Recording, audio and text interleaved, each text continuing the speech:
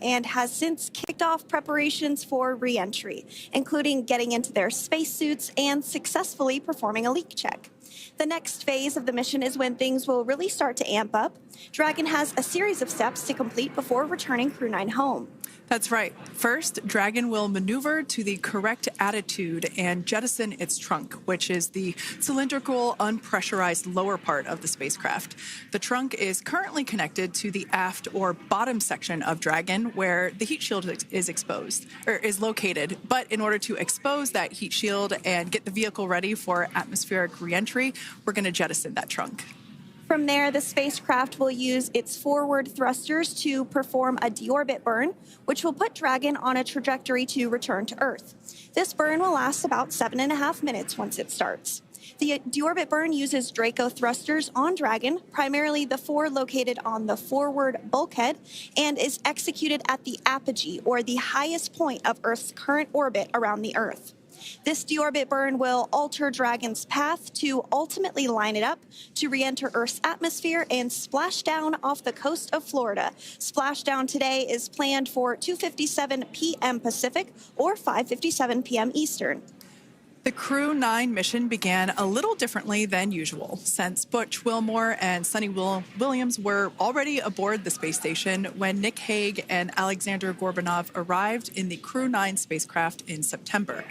Having arrived as the crew flight test crew for Starliner, Wilmore and Williams were fully incorporated into the space station's Expedition 72 team and began research and other work aboard the station along with the other crew members.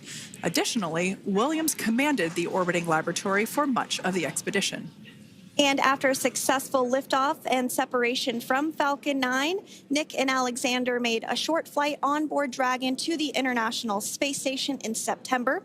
Both veterans of long-duration station missions, both Williams and Wilmore conducted spacewalks during their 9 months in space. Having had the capacity to leave the station at any point, had there been some type of emergency, the crew members began packing for their voyage home about a week ago and worked through tasks and shared lessons learned with the newly arrived Crew 10 team, who arrived just a few days ago.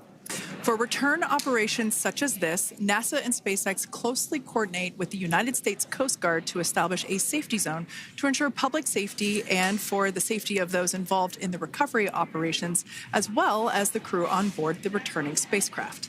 Multiple notices are issued to mariners in advance of and during recovery operations, and Coast Guard patrol boats are deployed to discourage boaters from entering the splashdown zones. Now, we do want to stress to the public the need to respect this safety zone. Recovering a spacecraft from the water is a hazardous task, and any other boats interfering increases risk to the astronauts in Dragon, the teams working to recover them from the water, and the safety of those that come too close. So for the safety of the crew and your safety, we recommend you sit back and watch as we'll be bringing you the best possible views of our astronauts' homecoming. And they will be the best views that you can get. So let's take a minute to meet our returning crew. U.S. Space Force Colonel Nick Hague is your Crew 9 commander. He was selected by NASA as an astronaut in 2013. This was his second spaceflight to the International Space Station and third launch overall. He spent 171 days in space with Crew 9 and has a career total of 374 days in space. During his mission, he completed a spacewalk with astronaut Sunny Williams. That was his 4th spacewalk, earning him a career total of 25 hours, 56 minutes of spacewalking time. Before Crew 9, Hague previously served as a crew member of Expedition 59 and 60 back in 2019. He flew with Alexei Ovchinin and NASA's Christina Koch. So this is his second time sharing the space station with Ovchinin. The Kansas native is a test pilot of a distinguished graduate of the United States Air Force Academy. Nick spent 5 months in Iraq in support of Operation Iraqi Freedom. He voluntarily transferred from the United States Air Force to U.S. Space Force in 2021 and is an active colonel. His wife, Katie, is a retired U.S. Air Force colonel, and they have 2 sons. NASA astronaut Suni Williams is a mission specialist for Crew 9. This was her third visit to the space station. She originally launched aboard Boeing Starliner spacecraft and arrived at the space station on June 6th. And it looks like we are beginning to get some views inside the spacecraft, overlooking the shoulders of the crew on board Dragon. We'll continue to bring you those views throughout the day and views throughout Splashdown this afternoon rather. But to jump back into a little bit more about Suni, she became an Expedition 71-72 crew member, and she logged 286 days in space on this mission. But she actually has a total of 608 days in space, the second most time in space by a U.S. astronaut. Former NASA astronaut Peggy Whitson ranks first for the U.S. with 675 days in space. She conducted 2 spacewalks and has completed 9 over the course of her career for a total of 62 hours and 6 minutes of spacewalking time. She ranks 4th on the list of cumulative time spacewalking by a female astronaut. And she has flown on 4 different spacecraft types, including the Space Shuttle, Soyuz, Starliner, and now Dragon. Previously, she served on Expedition 14 and 15 in 2006 and 2007, and again with Expedition 32 and 33 in 2012. She's a retired U.S. Navy captain and is a proud graduate of the U.S. Naval Academy. NASA astronaut Butch Wilmore is also serving as a mission specialist today. This is his 3rd spaceflight and, just like Suni, logged 286 days in space. He conducted 1 spacewalk and completed 5 over the course of his career, earning him a total spacewalking time of 21 hours, 2 minutes. He's flown on 4 different spacecraft types throughout his career: the Space Shuttle, Soyuz, Starliner, and now Dragon. Previously, the Mount Juliet, Tennessee native served on STS-129 in 2009 and Expedition 41 and 42 from 2014 to 2015.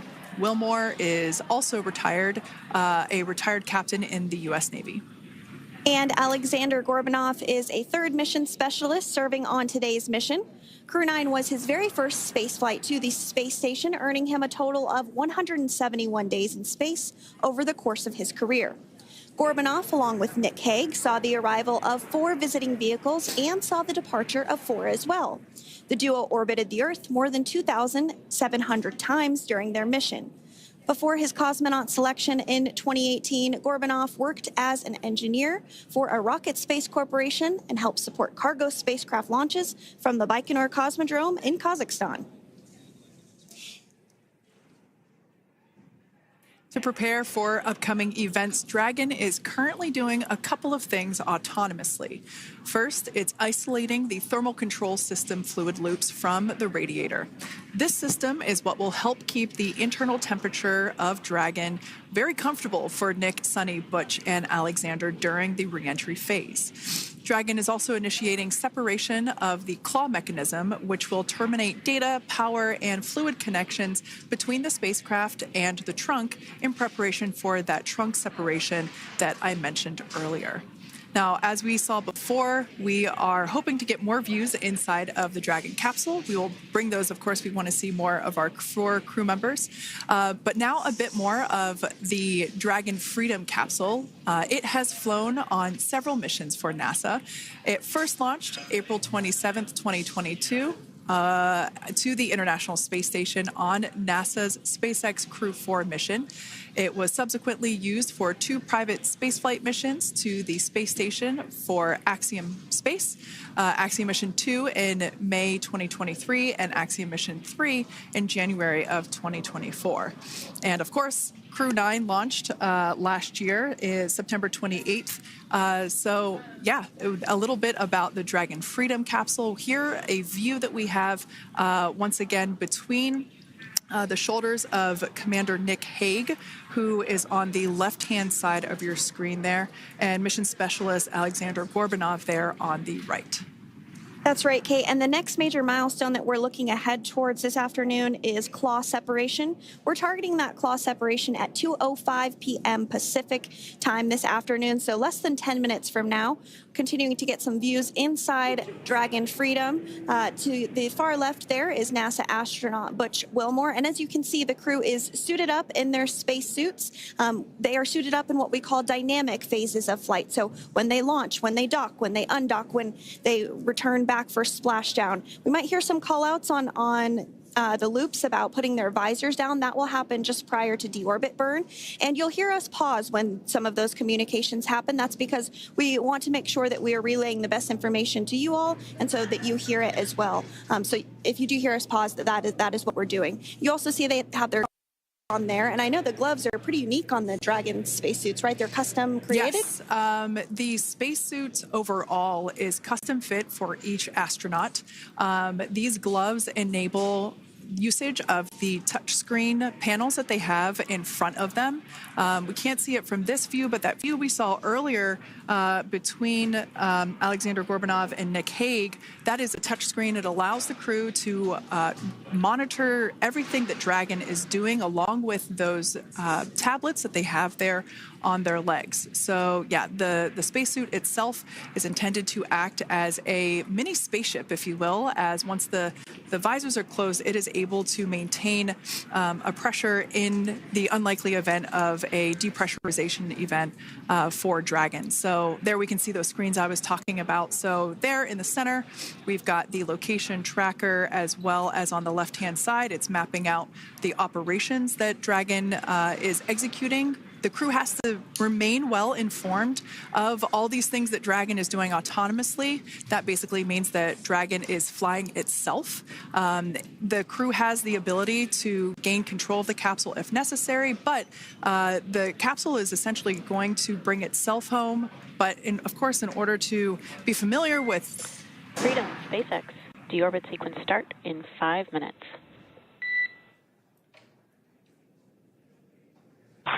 Freedom Cup.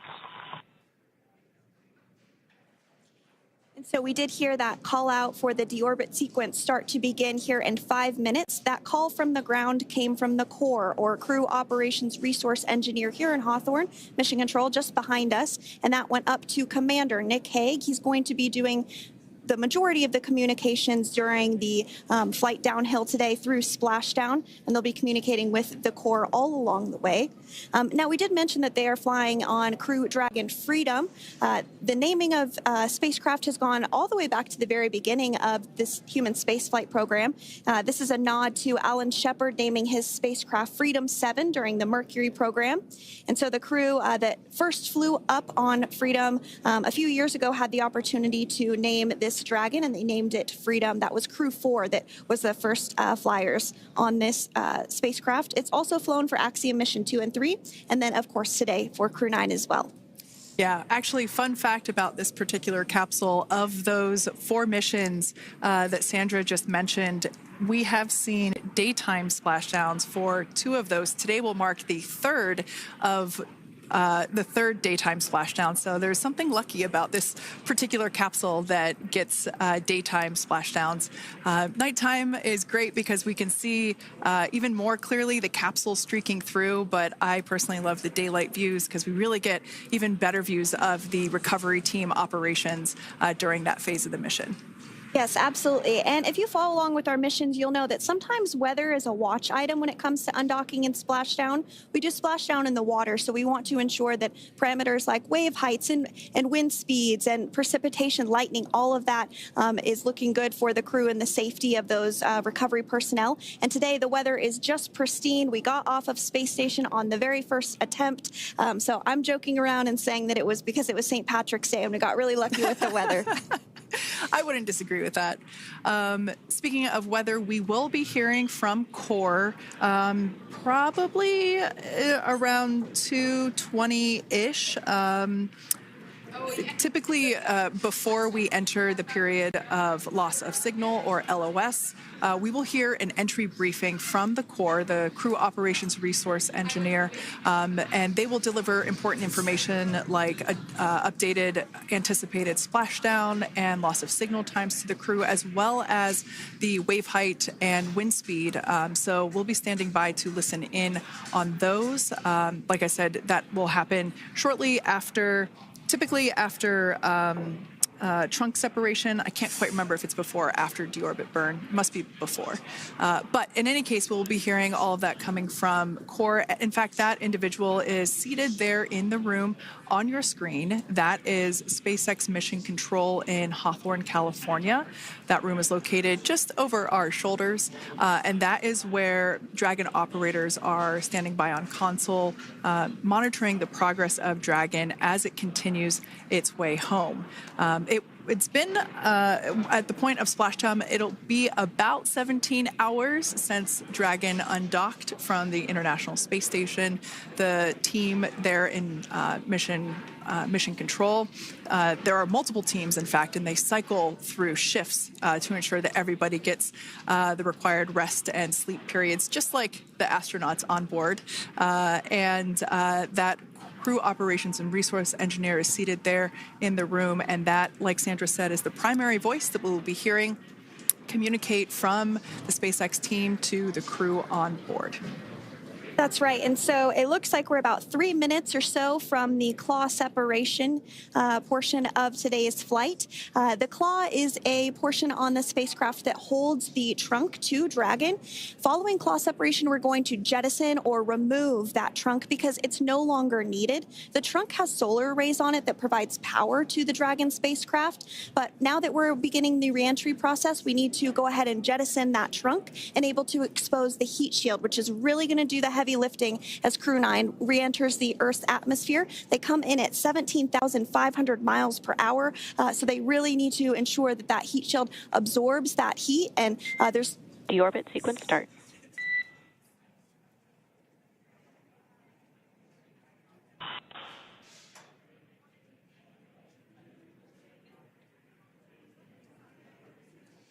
And so we did just get communications there that the deorbit sequence start has begun.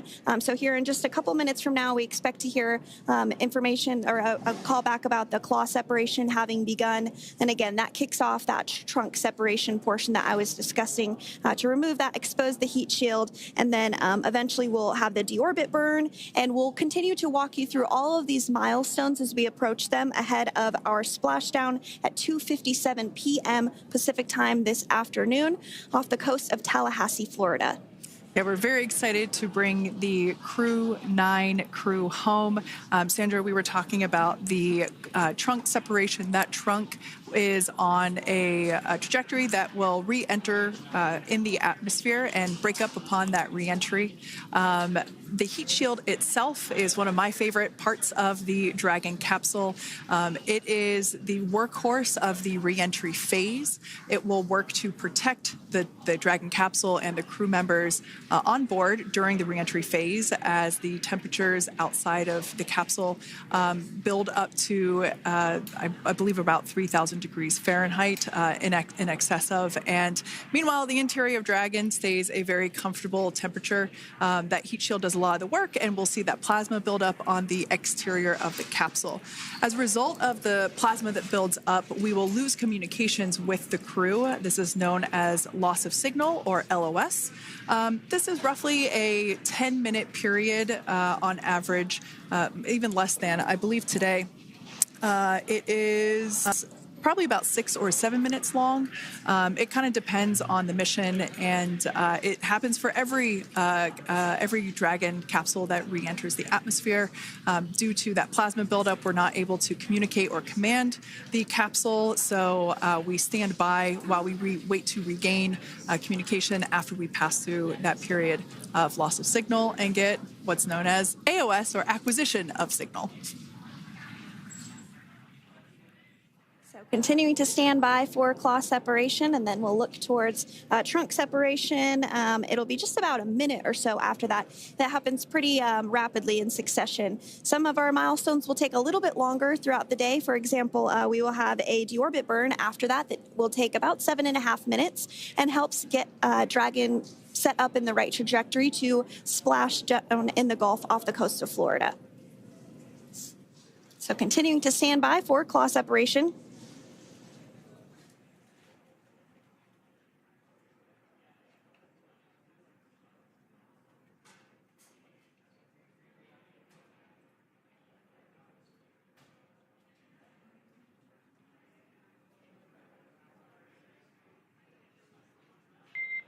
Nominal trunk jettison.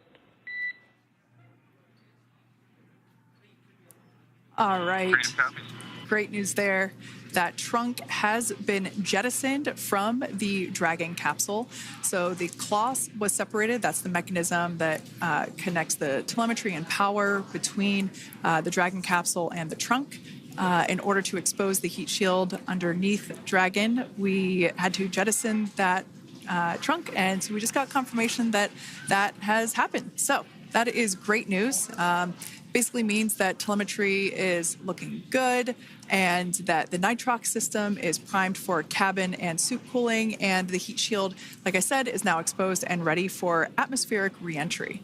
The trunk served its purpose by gathering energy from the sun through its solar cells and converting that to battery power.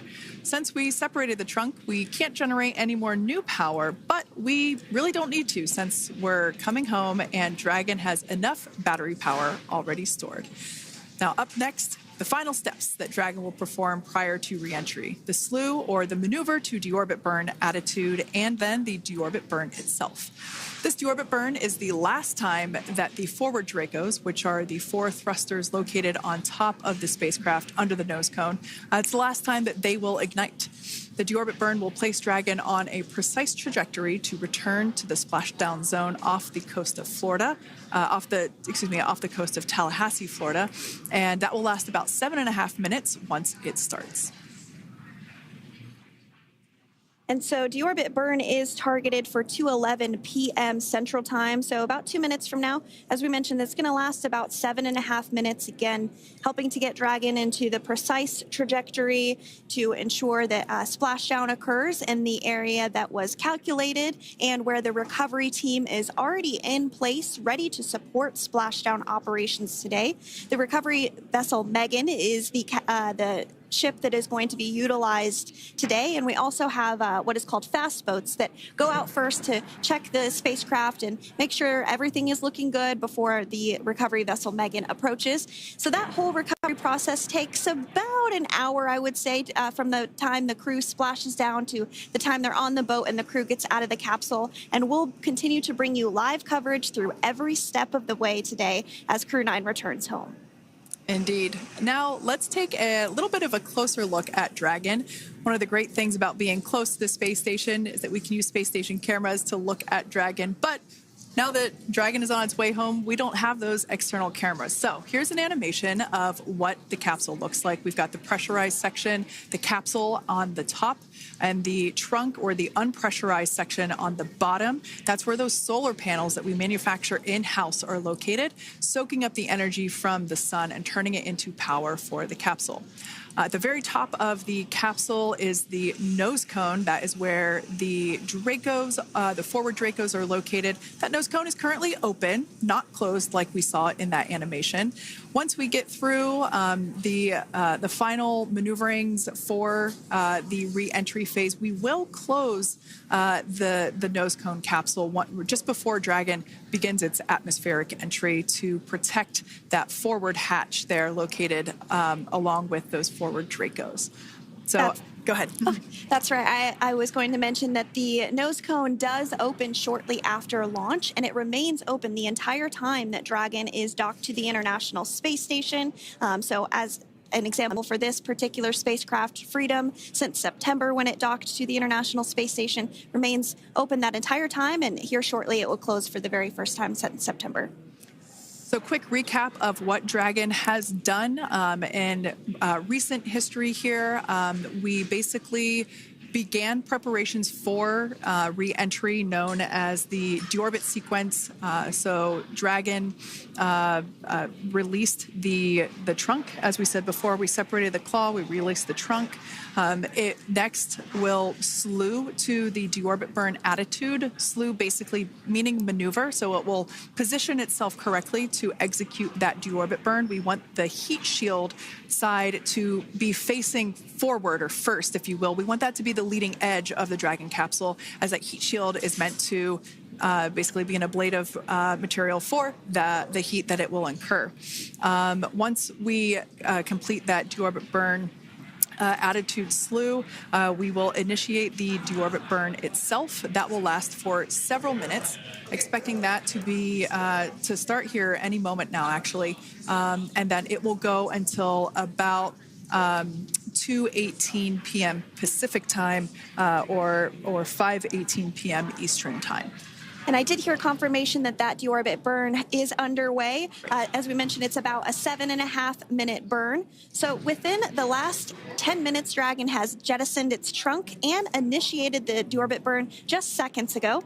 As mentioned earlier, for those operations, NASA and SpaceX closely coordinate with the United States Coast Guard to establish a safety zone to ensure public safety and for the safety of those involved in the recovery operations, as well as the crew on board the returning spacecraft.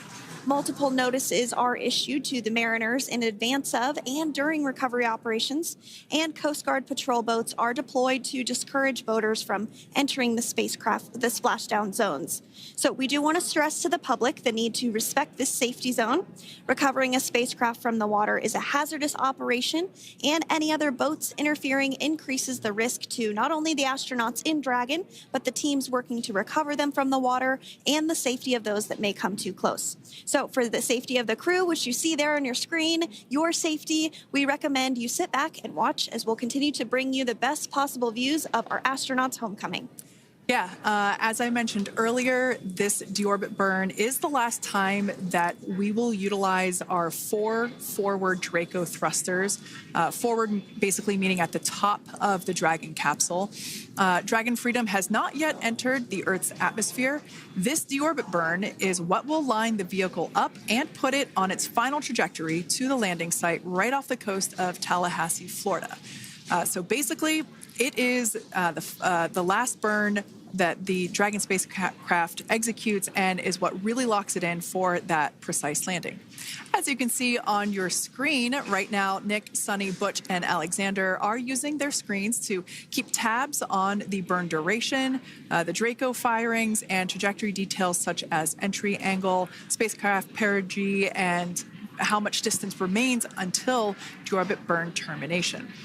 As I mentioned earlier, Dragon is flying itself. So all the crew has to do is stay strapped into their seats and keep tabs on things. Although I must say, if I had one of those window seats, it would be pretty difficult to restrain myself. Now, with Nick, Sunny, Butch, and Alexander ready to deorbit and splash down back on Earth, they will be heading to one of 8 targeted sites supported by SpaceX and NASA. All of these sites are located off the coast of Florida, either in the Gulf of America or the Atlantic Ocean. Spreading the supported sites across multiple locations helps maximize the return opportunities for this mission and future crews, lowering the chance that we'll have to wave off due to bad weather. For those of you following along, you'll know that today's splashdown marks our final Dragon recovery on the East Coast. After 6 great years of successful recovery operations off the East Coast, we'll be moving all Dragon recovery operations back to the West Coast. And as always, NASA and SpaceX jointly select our splashdown location. And for today, the prime recovery site is off the coast of Tallahassee, Florida. The selection process works with a lot of different variables, including the space station's orbital trajectory or path that it follows, what landing sites are available and have favorable weather, how much free flight capability Dragon has for the trip home, and the sleep schedules for the returning crew members, as well as, of course, the big one, the weather. We'll start with calculating daily return options based off of the space station's current orbit and Dragon's capabilities to maneuver and line up for re-entry. The time from undock to landing at the primary site can vary from less than 6 hours to more than 39. Getting home the quickest comes with some obvious benefits, but we always have to make sure the crew is properly rested for dynamic operations, preventing us from scheduling 20-plus hour days for them, of course. Trajectory and ballistic experts provide the daily opportunities that would line up Dragon with the 7 landing zones and split them into what we call ascending and descending opportunities. Dragon uses its Draco thrusters after leaving station to execute a series of altitude-lowering maneuvers and to line up with the selected primary site. It can also change to different alternative sites while in a free flight if sudden weather moves in that we may need to avoid. So, as we mentioned, weather is something we're constantly looking at, making the final call to proceed about 2.5 hours before the crew undocks. So for the Crew 9 return, we looked at a number of weather items. Some of the obvious ones are no rain or a chance of lightning in the recovery zone, both for the safety of the crew inside Dragon and the recovery teams in the water. And we're also looking for wind speeds to be less than 15 feet per second or about 10 miles per hour, and relatively calm seas so that we can safely execute recovery operations, which includes landing a helicopter on the recovery ship to fly Nick, Sunny, Butch, and Alexander back to Florida. Once Dragon began flying today, we had a number of additional checkpoints to either proceed towards the primary site, head to the alternate, or select a new zone based on real-time weather data. These checks happened all the way up until we were in the final hours before the deorbit burn, which has just about a minute or so left in it. And this is the last burn in the trip home that commits Dragon to re-entering the Earth's atmosphere. Now, we are currently waiting to conclude the deorbit burn. We've got less than a minute until that finishes. We will expect to hear a call out for nominal burn, which will confirm completion of that deorbit burn for Dragon Freedom. We can see images there from the touchscreen display panels that the crew utilizes in flight. We can see the visualization of exactly which one of the 4 forward Draco thrusters are firing. That's why you have kind of like a strobe effect there.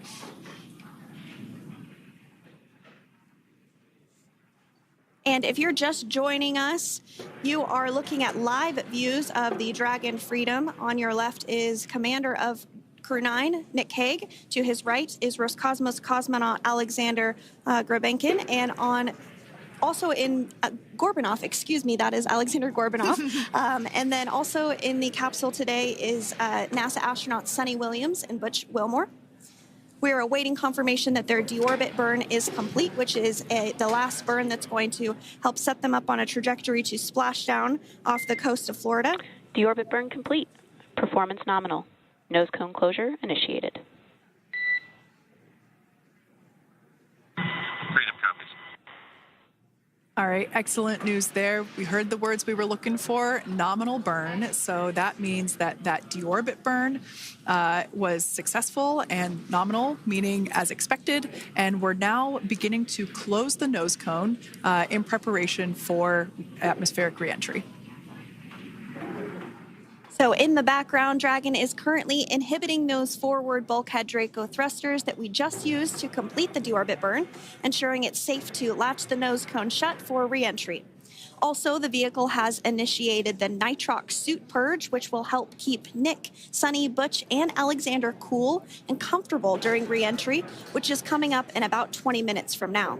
At this point, the nose cone is closing and protecting the forward hatch for re-entry, and the crew are using their screens to continue to monitor the locking of the nose cone, which is done by a set of hooks. And as we mentioned earlier, that nose cone has remained open since September, so this is the first time it's closing in a few months. Yeah, that's absolutely right. Now, we will be expecting, as I mentioned before, an entry brief from SpaceX Core. Again, that's the crew operations resource engineer who is seated in that room that you see there on your screen.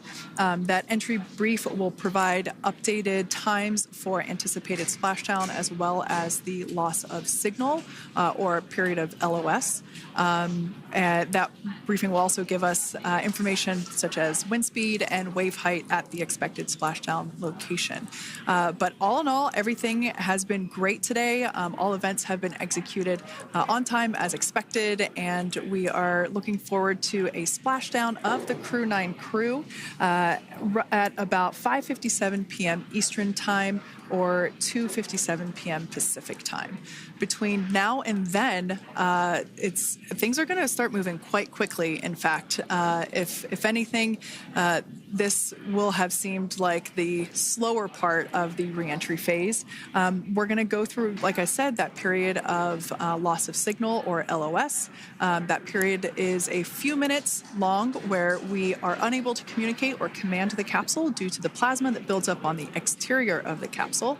That period, like I said, lasts for a couple minutes. You will start to hear SpaceX Core hail the Crew 9 crew a little bit earlier than expected because we, in the past, have actually regained communications a couple minutes earlier than initially anticipated. So we'll go through that period of loss of signal, that entry period, that specifically when when the Dragon spacecraft is re-entering through the atmosphere. Approximately at about 18,000 feet when the capsule is traveling at 350 miles per hour. We will see our first views of parachutes for the day. That's one of my favorite moments of return sequences is when we get to see the drogue parachutes. We'll see the drogues come out. Those drogues will help slow the vehicle down to about 119 miles per hour. And then that is when the main parachutes will come out from the Dragon spacecraft and then ultimately end in splashdown. And we are hearing confirmation that the nose cone is closed and everything was nominal or as expected with that closure. So as we begin the second half of entry, Dragon is now beginning to inject cooled nitrox into the air being delivered to the spacesuits worn by Nick, Sunny, Butch, and Alexander. Again, this is what will allow the crew to remain comfortable while external temperatures reach 3,500 degrees Fahrenheit as they re-enter the Earth's atmosphere. So the heat shield is pointing forward, leading Dragon to the landing site. Yeah. Now, speaking of the heat shield, Dragon's primary heat shield is comprised of PICA 3.0, which stands for Phenolic Impregnated Carbon Ablator. The first-gen PICA was initially developed by NASA for studying and sampling comets within our solar system. SpaceX partnered with NASA to develop PICA-X, which was the second-generation product used on all Dragon 1 cargo resupply service missions that resupplied the International Space Station on 20 missions. PICA 3.0 was developed specifically for use on Dragon 2 crew and cargo with enhanced structural and thermal capabilities that allowed the heat shield to be even more effective in the way that it utilized the ability to make that heat ablevate as it goes through the Earth's atmosphere.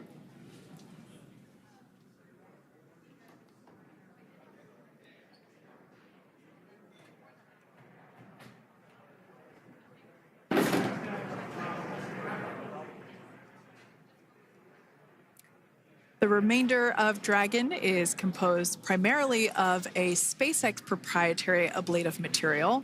It's another class of thermal protection which is lighter weight versus PICA and protects the underlying composite structure during reentry to ensure the structural capabilities are maintained. While Dragon will experience temperatures well over 3,000 degrees during peak reentry conditions, the characteristics of the thermal protection system coupled with the environmental control and life support system in the pressurized interior will ensure that Nick, Sunny, Butch, and Alexander stay cool and comfortable during all phases of reentry through splashdown. Now, if you've just recently joined us, we hope to regain views of our crew members inside Dragon Freedom, but we don't have those available at the moment due to ground station coverage. So we will bring those back to you as soon as we can. Now, after Dragon Freedom has re-entered the Earth's atmosphere, a series of parachutes will deploy to slow the crew's descent. First will be the 2 drogue parachutes, followed by the 4 main parachutes, and those will guide Dragon to its first contact with Earth since it launched back in September. Dragon will automatically deploy these parachutes when different pressure and positioning sensors on the spacecraft detect that they're at the right speed and altitude. Vehicle velocity at drogue deploy is approximately 350 miles per hour, and they deploy at about 18,000 feet. Now, when the vehicle velocity at main deploy is approximately 119 miles per hour, and they deploy at about 6,500 feet. When Dragon splashes down in the water, the vehicle velocity will be about 16 miles per hour, so you can really see how those parachutes help to slow down the crew inside the capsule. The highest G-load the crew is expected to experience today is about 3 to 5 Gs. Yeah, when you think about really fun roller coasters, they're about in that range. So I'm sure that our crew on board will be well equipped to experience those Gs. It's nothing for them. They go through much more intense training. And so we are continuing to make our way through a number of milestones today. We did have trunk separation. Freedom, SpaceX. Nose cone is secure for entry. Freedom copies.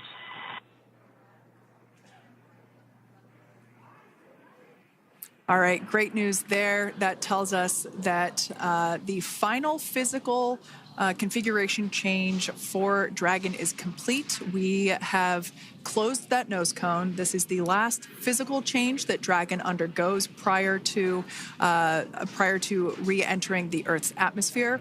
It's important that that nose cone is completely closed because underneath it is not only where the 4 forward Draco thrusters are located, but it's also because that is where the forward hatch is located. That is the hatch that is utilized for the crew to ingress and egress from the station while it is docked on board. And since our capsules are flight proven and we reuse them on future space flights, we want to make sure that all of the integrity of that hardware remains intact. So that nose cone is successfully closed, and we're going to start moving pretty quickly here. As I mentioned before, we'll go through loss of signal.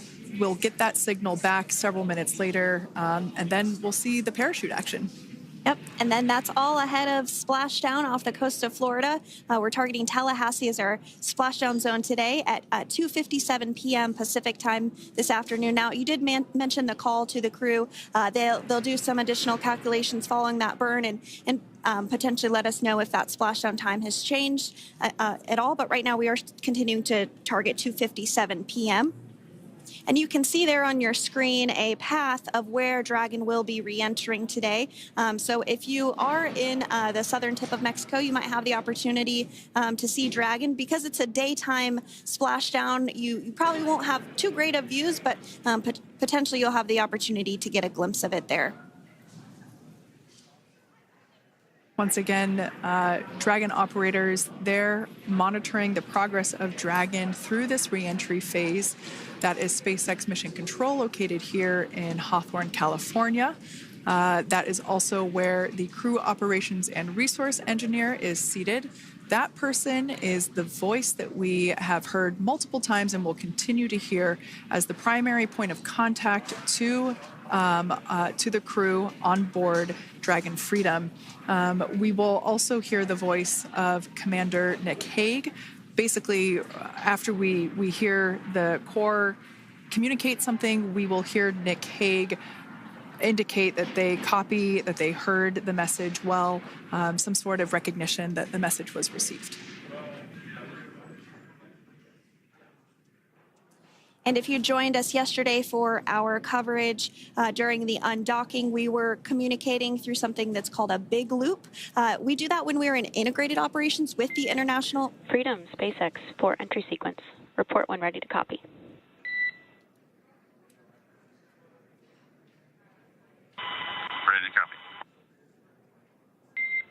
All right, I've got some updated times for you. Our COM blackout start time is 2144.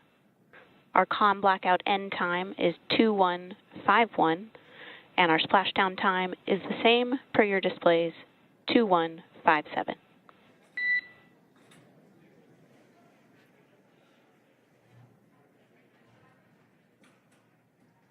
Okay.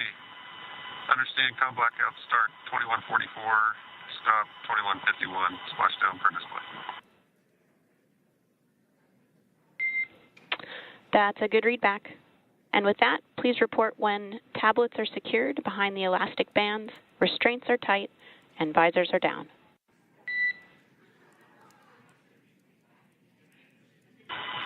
And copy, Wilco.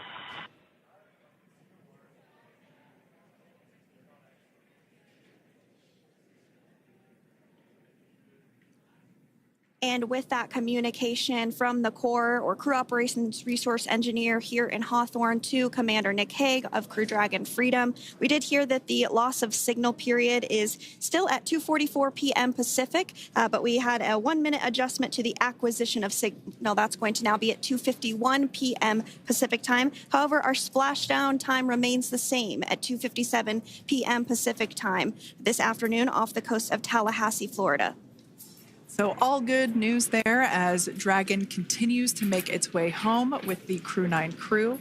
As we've mentioned before, we are splashing down on the Gulf Coast. We have ability to splash down on either side of Florida, but the location site just outside of Tallahassee, Florida is the site that was selected today due to best recovery conditions.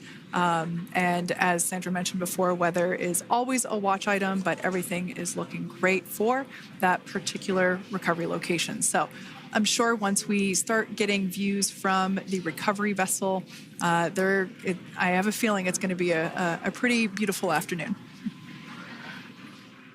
And we did mention that, of course, this is a daylight splashdown, so we should be getting some great views. We do have a couple of spacecraft called the WB-57, which are high-altitude planes that NASA utilizes during splashdown operations. Those are en route and going to be tracking the capsule as it makes its way through the atmosphere and should be providing some good views for us.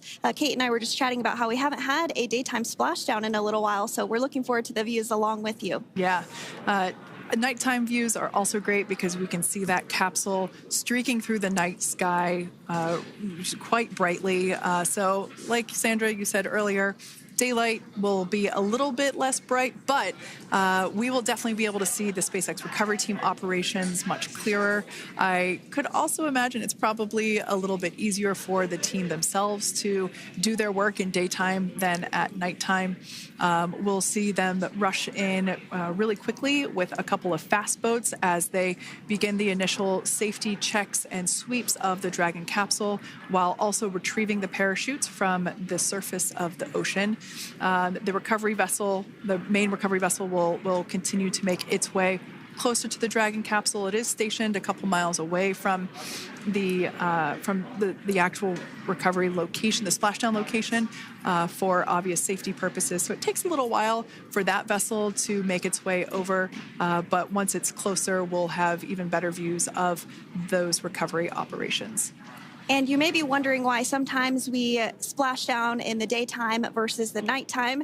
And believe me, we would all love for these operations to happen during regular daytime working hours. But unfortunately, orbital mechanics just doesn't quite work out that way. So it has to deal with the location of the International Space Station, as well as where the splashdown zone is on Earth and that trajectory, as well as the phasing. So as we mentioned earlier, sometimes we have phasing as short as 6 hours, sometimes in excess of 30+ hours. It just depends on where the targeted area is that the capsule is going to splash down. So today's phasing has been 17 hours since undocking occurred at 10:05 p.m. Pacific yesterday evening for us here in Hawthorne. Early wee hours for folks on the East Coast and other areas of the United States. Yeah, but regardless of whether it's daytime or nighttime, the SpaceX recovery team has trained and practiced and rehearsed for it all. So regardless of daylight, They are really efficient with those operations. And but like you said, Sandra, it has been a minute since we have seen a daytime splashdown on a NASA SpaceX crew mission. The last daytime recovery was on Crew 4, which was the debut flight for the capsule flying today, the spacecraft known as Dragon Freedom. And so, yeah, kind of a fun fact there in terms of the timing of that daylight splashdowns.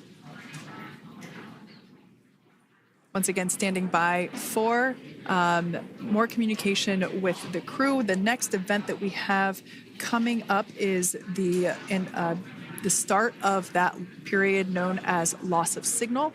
That is the period still expected at 2:44 p.m. Pacific time. This lasts for several minutes while the capsule is making its way through the Earth's atmosphere. The heat shield located at the bottom of the capsule, really doing all the work at that point in time in terms of using the atmosphere to slow the capsule down from its orbital speeds of 17,500 miles per hour. Our tablets are secure, restraints are tightened, visors down. We are configured for entry. Freedom, I copied. Tablets are secured, restraints are tight, and visors down.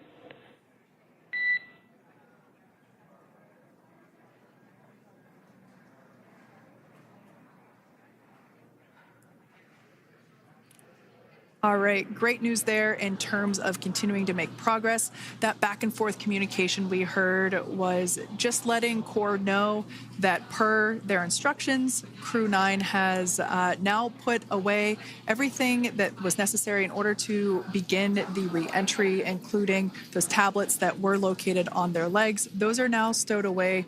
They've tightened that safety harness that we see there, and the visors are now down. So with all that being said, let's take a minute to meet our returning crew. U.S. Space Force Colonel Nick Hague is your Crew 9 commander. He was selected by NASA as an astronaut in 2013. This was his second spaceflight to the International Space Station and third launch overall. He spent 171 days in space with Crew 9 and has a career total of 374 days in space. During his mission, he completed a spacewalk with astronaut Suni Williams.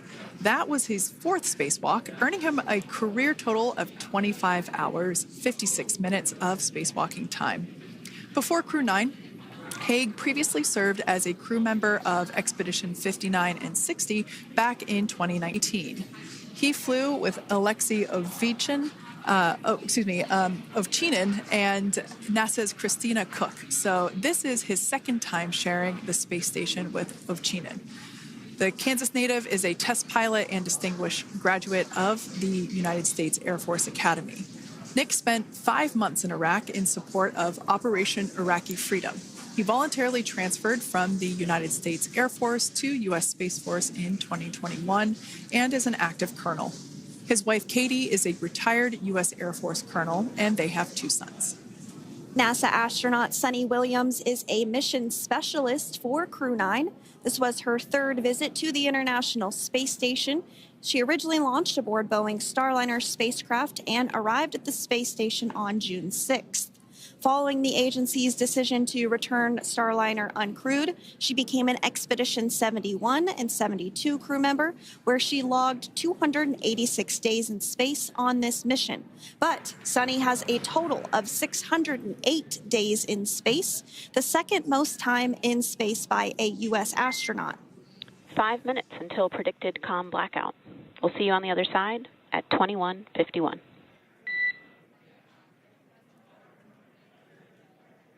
21:51. Talk to you soon.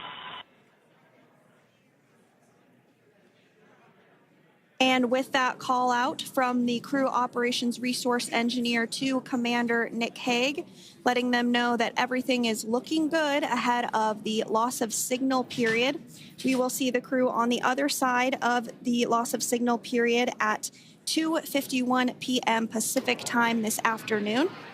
Continuing on about Suni Williams, who has a total of 608 days in space, the second most time in space by a U.S. astronaut. Former NASA astronaut Peggy Whitson actually ranks first for the U.S. with 675 days in space. Suni conducted 2 spacewalks and has completed 9 over the course of her career for a total of 62 hours, 6 minutes of spacewalking time. She ranks 4th on the list of cumulative time spacewalking by a female astronaut, and she has flown on 4 different spacecraft types, including the Space Shuttle, Soyuz, Starliner, and now Dragon. Previously, she served on Expedition 14 and 15 in 2006 and 2007, and again with Expedition 32 and 33 in 2012. She's a retired U.S. Navy captain and is a proud graduate of the U.S. Naval Academy and was the first astronaut to run a marathon in space. Pretty awesome stuff. Now, NASA astronaut Butch Wilmore is also serving as a mission specialist today. This is his 3rd spaceflight and, just like Suni, logged 286 days in space. He conducted 1 spacewalk and completed 5 over the course of his career, earning him a total spacewalking time of 21 hours and 2 minutes. He's flown on 4 different spacecraft types throughout his career: the Space Shuttle, Soyuz, Starliner, and now Dragon. Previously, the Mount Juliet, Tennessee native served on STS-129 in 2009 and Expedition 41 and 42 from 2014 to 2015. Wilmore is also a retired captain in the U.S. Navy. Next up is Aleksandr Gorbunov, who is the 3rd mission specialist serving on today's mission. Crew 9 was his first space flight to the space station, earning him a total of 171 days in space over the course of his career. Gorbunov, along with Nick Hague, saw the arrival of 4 visiting vehicles and saw the departure of 4 as well. The duo orbited the Earth more than 2,700 times since September. Before his cosmonaut selection in 2018, Gorbunov worked as an engineer for a rocket space corporation and helped support cargo spacecraft launches from the Baikonur Cosmodrome in Kazakhstan.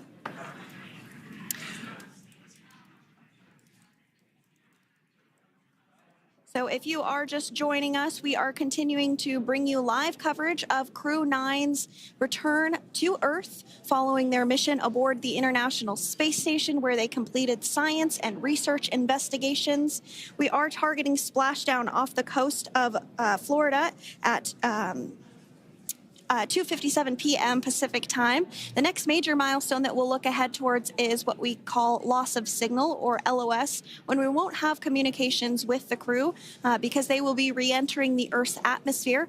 And during this process, there is plasma that builds up around that heat shield, so we are not able to communicate with the crew, but we are anticipating to regain communications with the crew at a short time from now at 2:51 p.m. Pacific time today.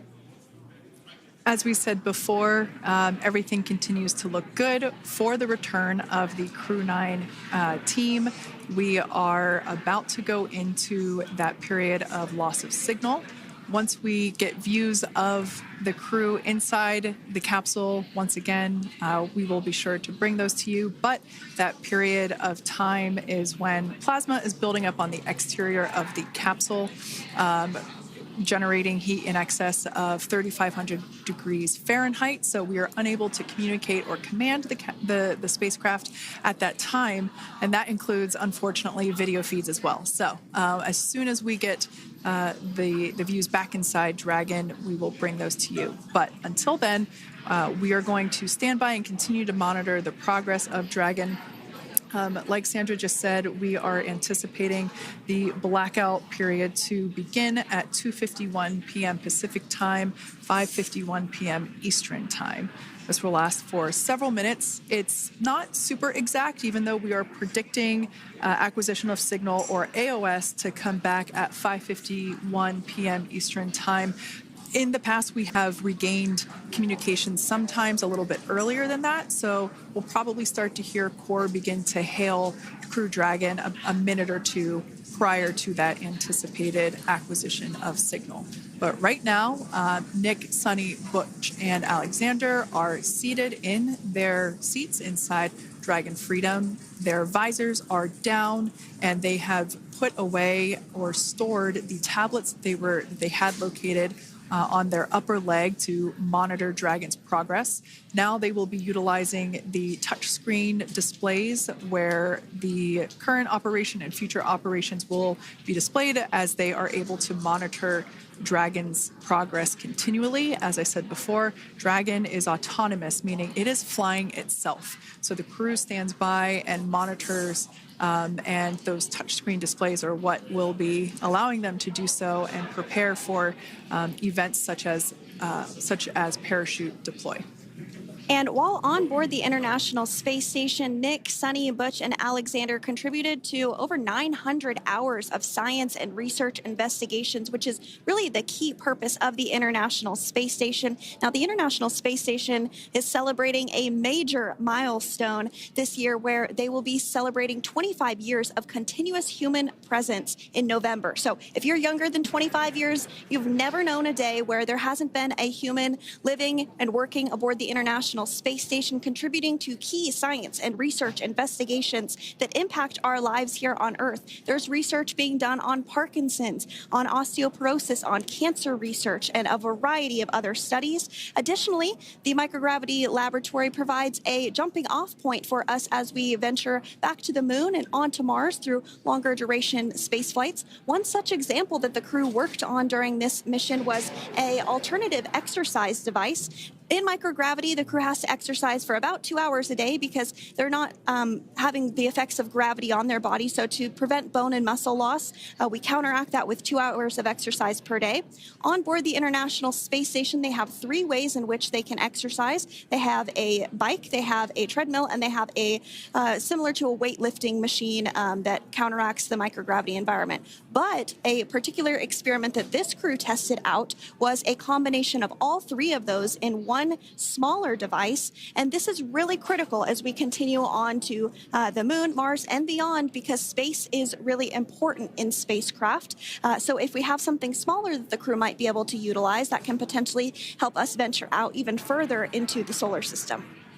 So science is really the name of the game when it comes to the International Space Station. Some of the other science highlights that took place during this increment that are particularly interesting to me was we had the first wooden satellite that was deployed. This is a study to see if other materials might be more resourceful or renewable in space. So I'm really excited to see the results of that one as well. Additionally, we had a couple of spacewalks that took place to not only provide maintenance to the International Space Station, but also where we swabbed the outside of the space station near vents to see if any microbes that we all have microbes on us, to see if any of those could survive in the harsh environment of space, which again is very important for us to know and understand as we continue to the moon, Mars, and beyond.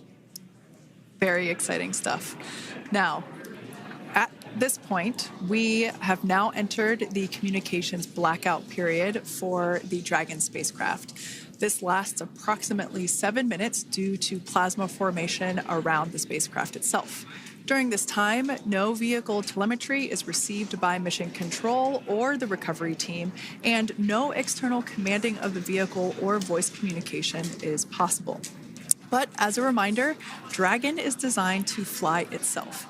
During re-entry, the vehicle will be slowing down from orbital velocity, which is approximately 17,500 miles per hour. The top temperature that Dragon will experience upon re-entry is 3,500 degrees Fahrenheit. This blackout period, as I said before, we expect it to last about 7 minutes today, concluding at 5:51 p.m. Eastern Time or 2:51 p.m. Pacific Time. We right there have our first view of Dragon Freedom coming home to Earth.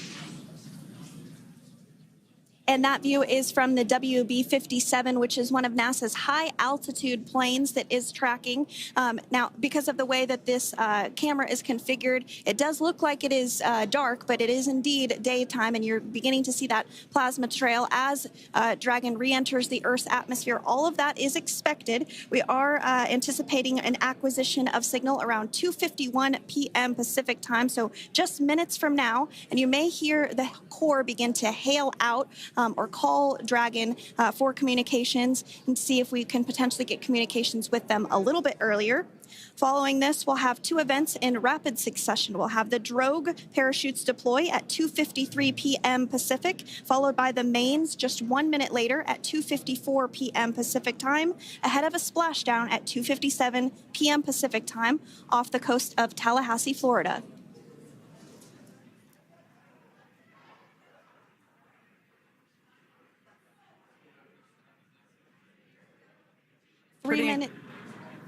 Pretty incredible views of the Dragon spacecraft making its way home back to planet Earth with the Crew 9 astronauts on board. Once again, this view is coming from the WB-57 plane. That heat shield we can see doing magnificent work as it works to... Freedom, SpaceX, Comcheck.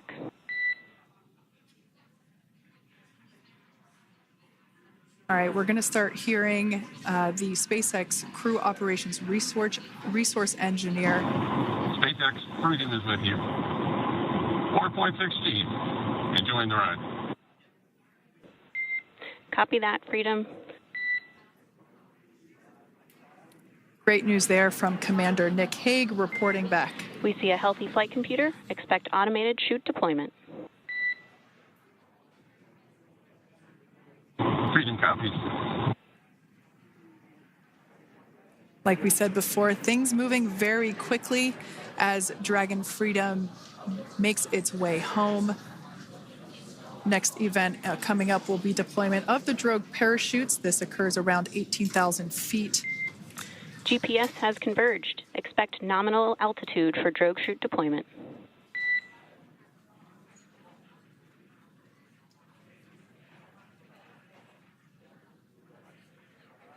We're about 2 minutes away from deployment of those drogue parachutes.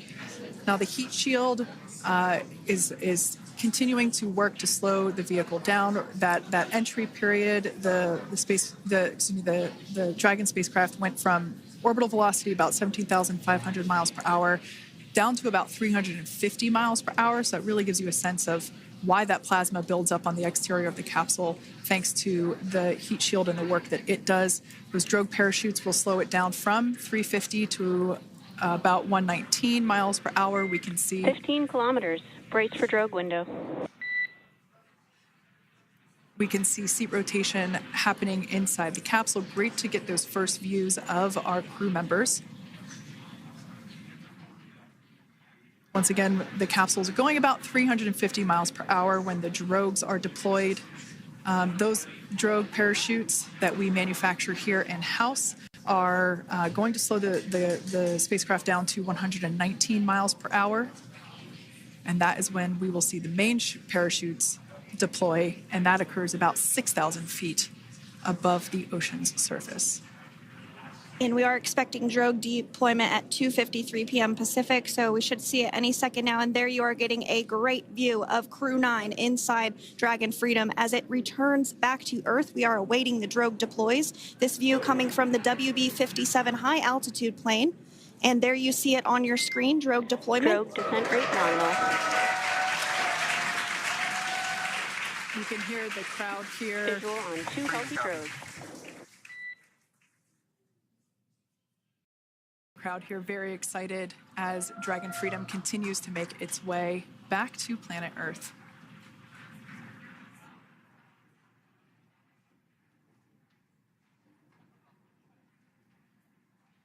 Next up, we'll stand by for the main deployment of the parachutes. The mains are quite a bit larger. You'll be able to notice the difference on your screen once they deploy, and they continue to ensure that the Dragon spacecraft slows down even further. As we mentioned, Freedom will be traveling 16 miles per hour when it splashes down off the coast of Tallahassee, Florida, here at 2:57 p.m. Pacific time this afternoon. And there we go. We have visual on 4 healthy mains. That view was from inside. Freedom copy.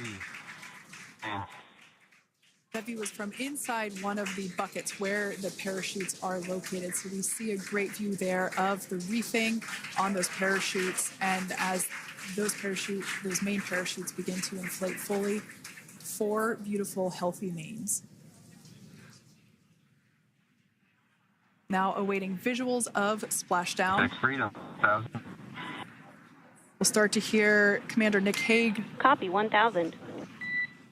As we heard right there, Commander Nick Hague will be calling out the altitude of the Dragon capsule from here on out. Landing in water is simpler and provides more margin against unlikely parachute issues. You can see those parachutes continuing to slow the Dragon capsule down.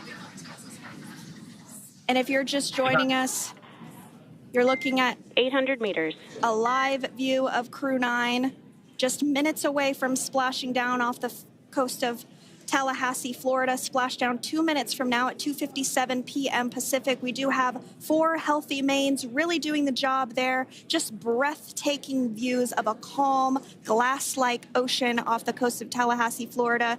Crew 9 just minutes away from splashing down. This is really such an incredible shot. Copy, 600. That was a live view from our recovery vessel, Megan, which is stationed a couple miles away from the splashdown site. We can see the crew there using their restraints as resting places for their arms. They were just in space moments ago, so their arms were able to float freely. 400 meters. This is a gorgeous bluebird day here that we have for the splashdown of Crew 9. It's incredible to think that the Dragon capsule just minutes ago was going over 17,000 miles per hour, and now gently coasting to a soft splashdown. 200. Copy, 200 meters. Brace for splashdown.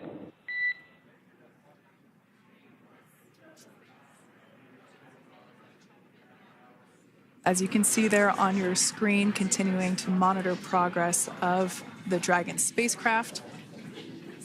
And we're going to stand by for splashdown, located in the Gulf of America, off the coast of Tallahassee, Florida.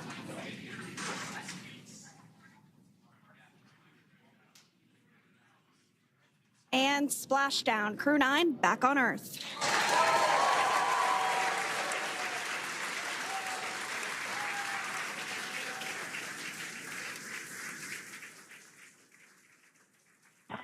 And SpaceX Freedom, Splashdown.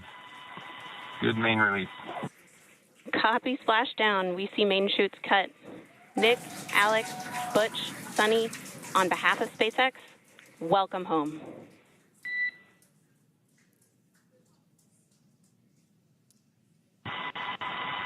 It is an amazing, what a ride. I see a capsule full of grins ear to ear.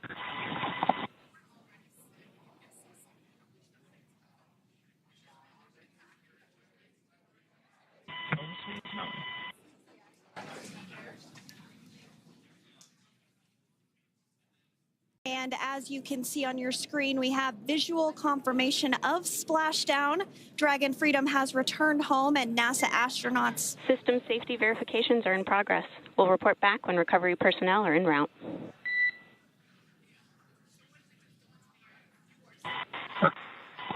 Understand. And we're in section 2, 4.800 landing response. And looking for your words on if it is necessary.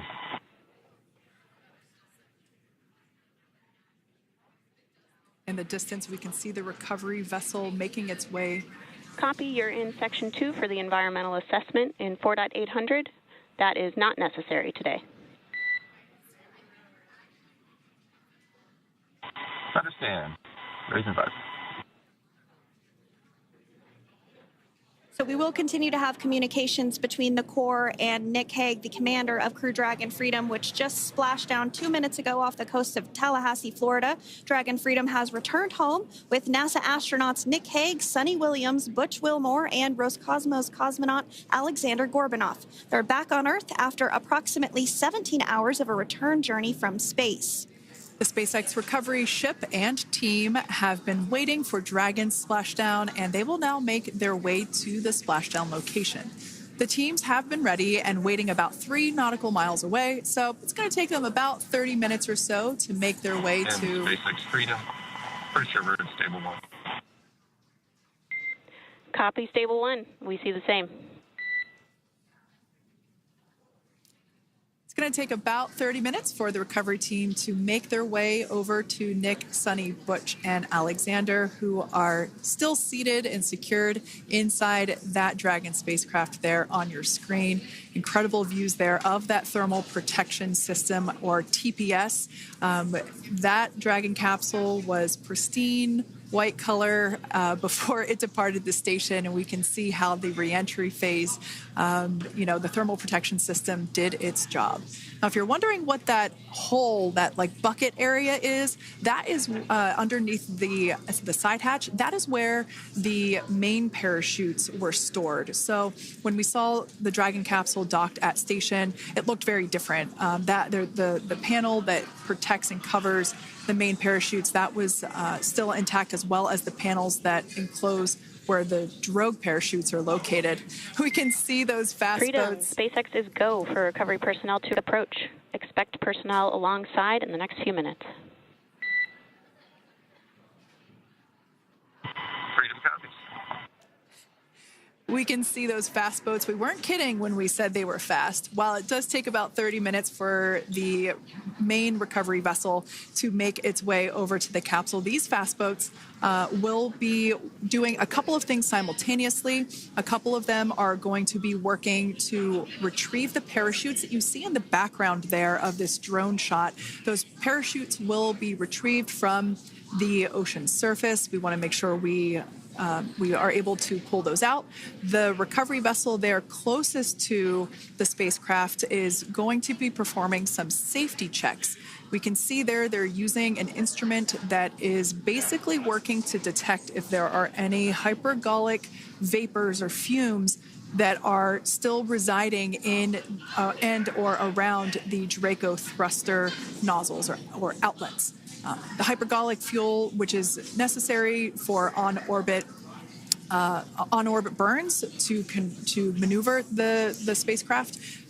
Unfortunately, those hypergolics are unable to be breathed. They are toxic, and so this team here is doing those initial safety checks to make sure that it is safe for the rest of the recovery team to approach the spacecraft. They're also checking to make sure that any residuals from the pyros are safe and are not going to cause any issues. We can see the team working their way around the spacecraft to do these these sniff tests on all of those Draco thrusters. And as we continue to await the recovery of our Dragon spacecraft with NASA astronauts Nick Hague, Sunny Williams, Butch Wilmore, and Roscosmos cosmonaut Aleksandr Gorbunov inside, Dragon has autonomously completed several steps to safe itself following splashdown. We are continuing to see Dragon in what is known as stable 1 configuration. That's kind of the ideal configuration following splashdown. It's upright, and the Dragon capsule is in the right configuration for it to be hoisted into the recovery vessel Megan, which you do see a little ways off in your screen approaching. Dragon will continue to remain live on air with you through that recovery process, all the way through the point where the crew is extracted from the Dragon spacecraft. Now, if you are just joining us, the mission has gone smoothly so far. Dragon successfully splashed down off the coast of Tallahassee, Florida at 2:57 p.m. Pacific, 5:57 p.m. Eastern Time this afternoon. Approximately 17 hours prior to splashdown, Dragon autonomously undocked from the International Space Station, completed a series of departure burns, jettisoned its trunk section, and performed its final burn, the deorbit burn. This placed the Dragon spacecraft on a trajectory toward Tallahassee, Florida. Dragon successfully re-entered the Earth's atmosphere, followed by deployment of its parachutes to slow the spacecraft down to a gentle splashdown. We're now going to follow the Freedom, hypergol sweeps and unfired ordnance checks are nominal. Rigging is in progress. Approximately 25 minutes until capsule lift. Stand by for PMC with SpaceX flight surgeon. Copy. And so what we did just hear there was communications that those hypergol checks were complete. They didn't find any of that upon those checks, so we'll continue to move through the timeline. Next up is a process called rigging, which you see happening right now on your screen. This is when a SpaceX recovery personnel actually works to climb aboard the capsule and work through procedures ahead of lifting onto the nest of the recovery vessel Megan. We heard it's going to be about 25 minutes or so until that lift actually takes place.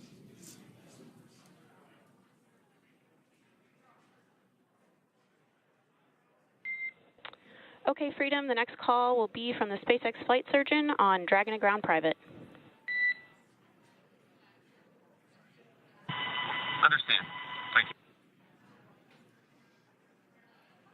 Callouts there indicating that the crew will have the opportunity to do a quick check-in with the SpaceX flight surgeon. This is standard procedure for every Dragon spacecraft when it returns to Earth. It's just an initial check-in, make sure everybody is doing okay. They will also have another check-in with the flight surgeon once they are on board that recovery vessel that you see there in the background. We can now see that SpaceX recovery team member they're on top of the Dragon spacecraft. They are going to be working to install plugs in the Draco thrusters to ensure that none of those and to ensure that no more hypergolic fumes or vapors come out from the spacecraft. They'll also place harnessing around the spacecraft that are required in order to lift it out of the water. Go ahead, Sandra. Continuing to get some views of the recovery personnel, both the main recovery vessel Megan, as well as some of those fast boats that we've discussed previously. It looks like just a beautiful day there out off the coast of Tallahassee, Florida. Weather was pristine. We were able to get undocked from the International Space Station as expected at 10:05 p.m. Pacific time yesterday evening, and Crew Dragon has since completed steps ahead of its splashdown at 2:57 p.m. Pacific, and we're now stepping through procedures to get Dragon hoisted up onto the Megan recovery vessel and get the crew extracted out of the spacecraft. And you did see some of the parachutes that were near the spacecraft. Upon detection of landing, Dragon automatically releases those main parachutes to prevent wind from pulling the spacecraft. Dragon then automatically safes any pyrotechnics that may still be present on the vehicle and may automatically perform additional minor system reconfigurations. The astronauts will remain seated and in their suits at this point, but the onboard air conditioning keeps things temperature controlled inside the spacecraft so the crew remains comfortable, and the communication systems. Freedom, SpaceX, ComCheck. SpaceX, this is Freedom. Loud and clear. Copy that, Freedom. Have you loud and clear as well, and Dragon to Ground is no longer private. Understand, thank you. As we saw there on the screen, we have a couple of fast boats in the recovery fleet that have quickly moved into the splashdown location. They are being followed by one of the main recovery vessels, which will move into position upwind of the spacecraft. The two fast boats have very specific roles. Excuse me. The first approach is focused on immediate safety inspection, as we saw. They do this for spacecraft integrity and checking for any presence of those hypergolic propellant vapors. And this ensures that it is safe for the recovery vessel to approach Dragon. Once Dragon is cleared for full approach, as we heard is the case today, the team begins rigging the spacecraft for water recovery by the recovery ship. The second fast boat is responsible for parachute recovery and also serves as a redundant boat to the first one that makes the initial approach to the Dragon spacecraft. As we saw a little bit earlier, we were also able to see one of the recovery team members get on a jet ski to help gather up the parachutes that were automatically detached from the Dragon spacecraft upon splashdown. And it will take a little over 10 minutes for the recovery crew to complete their safety checks.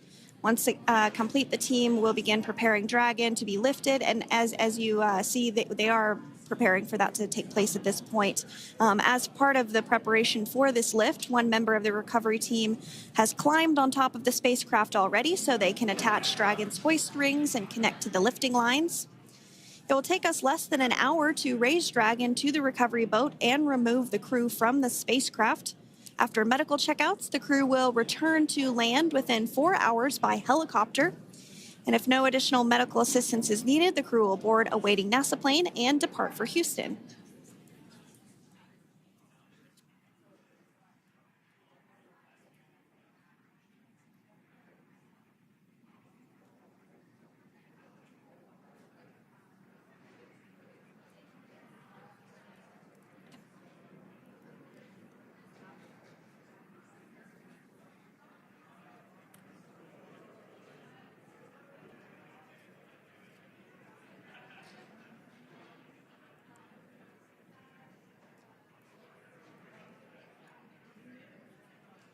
And as we continue to await Dragon to be hoisted up onto the ship, we have a very special treat.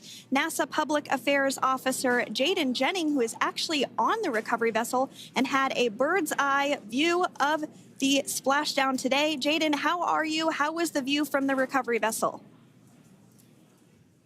Hi, Sandra. How do you hear me? I've got you loud and clear, Jaden. It's so great to hear you. Awesome. So Splashdown, Sandra, was nothing short of be advised, spectacular. we are transitioning the forward link. Comm will be unavailable for approximately 5 minutes. Freedom Compass.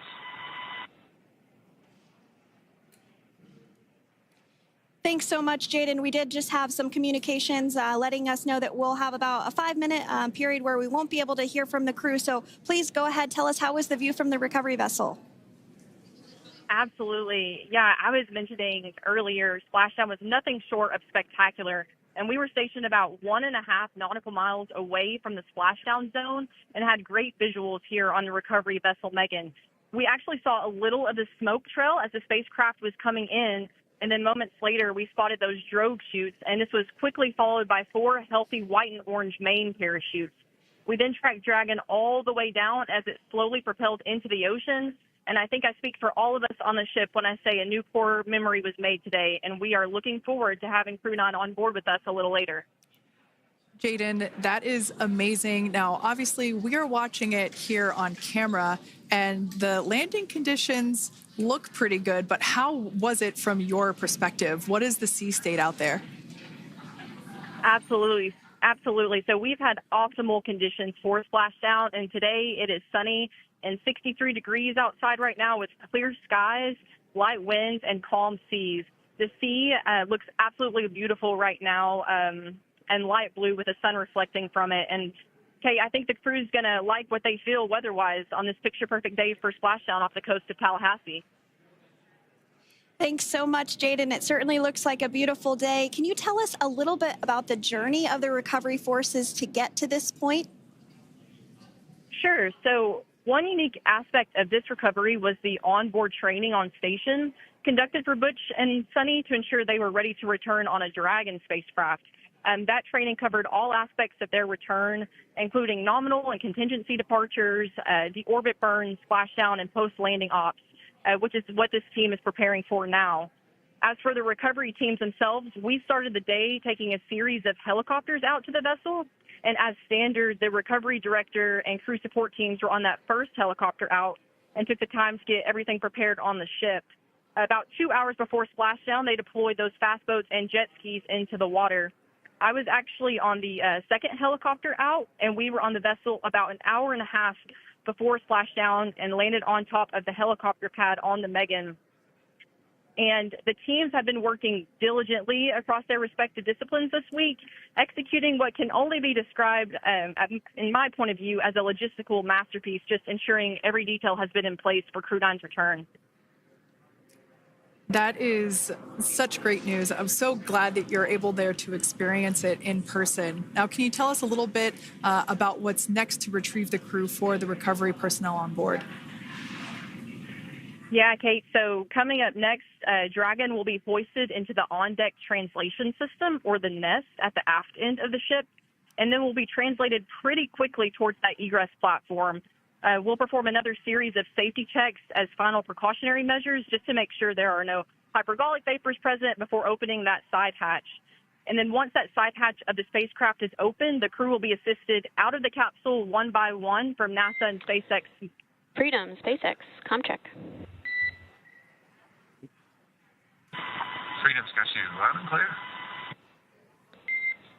Thanks, Nick. I've got you loud and clear as well. We have completed our forward link transition. Copy.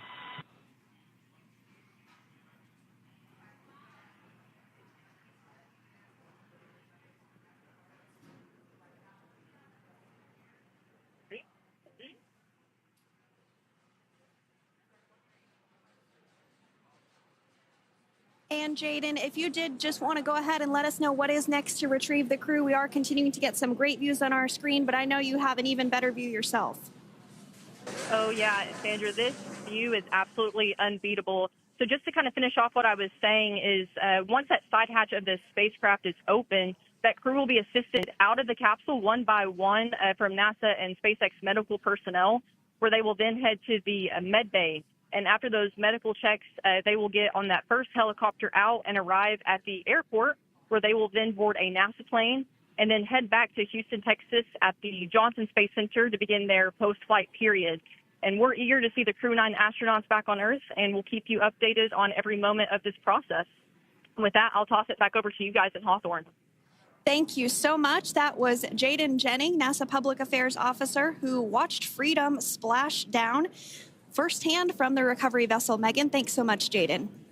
So we are continuing to get these great views on our screen here of Freedom. As we mentioned, it splashed down at 2:57 p.m.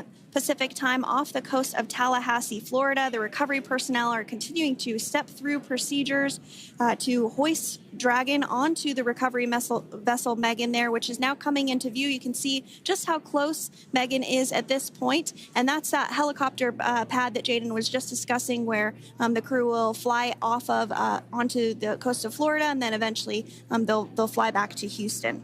Just underneath that helicopter pad is that translation deck where we will see the nest once it is loaded up with the Dragon spacecraft on board. The nest will be translated to the forward end of the recovery vessel, and that is where our Crew 9 team members will egress from the Dragon spacecraft. Now, here on your screen, we can see dolphins, actually, who want to come and play with Dragon. Now, one of the fast boats there in place, working to assist the recovery team member. It's incredible. I just love these views. We really see them even better in daytime, but just seeing the recovery team work in tandem to step through each step, to step through each operation. Obviously they're getting quick assists from the honorary part of the recovery team, those dolphins in the water there. Now, the recovery team member that is crawling around the Dragon spacecraft. Earlier, we saw a view where it was like a spider monkey pose. We can see that individual now standing in the bucket where the main parachutes were stored while Dragon was on orbit. Obviously, those main parachutes were utilized for splashdown today. They were deployed and cut from the Dragon capsule, and one of the other fast boats of the recovery team working to pull those out of the water.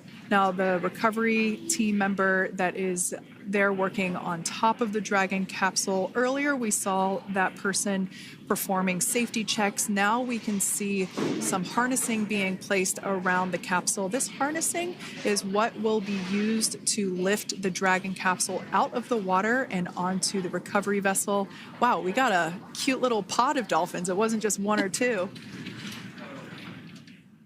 I mean, that water just looks beautiful. We had ideal splashdown parameters today. Obviously, wave height, ne'er a concern. The weather is beautiful, as Jaden mentioned, in the 60s, sunny.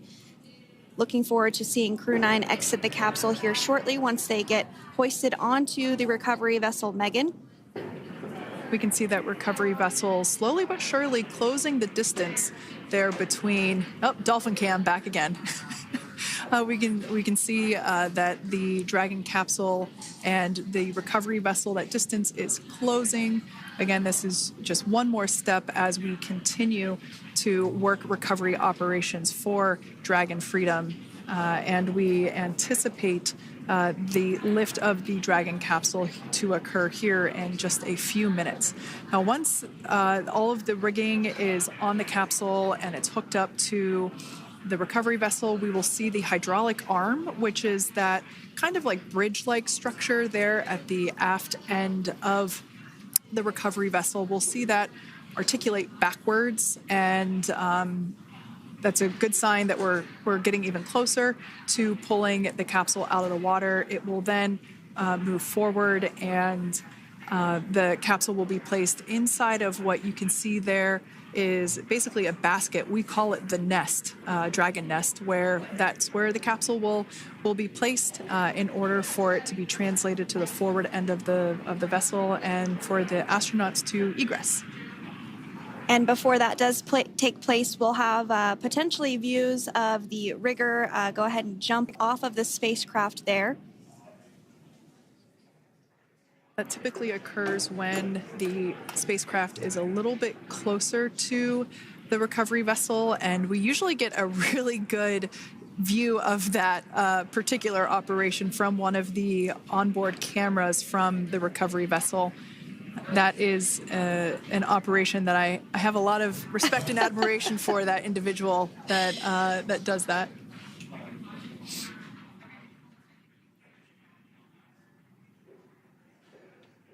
So again, Dragon continuing to get closer and closer to the recovery vessel Megan. You see some of those ropes now coming into view as well. If you are just joining us, Crew 9 splashed down off the coast of Tallahassee, Florida at 2:57 p.m. Pacific time with NASA astronauts Nick Hague, Butch Wilmore, Sunny Williams, and Roscosmos cosmonaut Aleksandr Gorbunov. They're now working through procedures to hoist this spacecraft up onto the recovery vessel Megan. We just saw that hydraulic arm get lowered into the lifting position. That arm will be the mechanism that is utilized to lift Dragon up and out of the water and into the nest located there at the aft end of the recovery vessel. And the recovery vessel being used today is, as we mentioned multiple times, is named Megan, but that's actually after NASA astronaut Megan McArthur, who flew on Crew 2 a couple of years ago.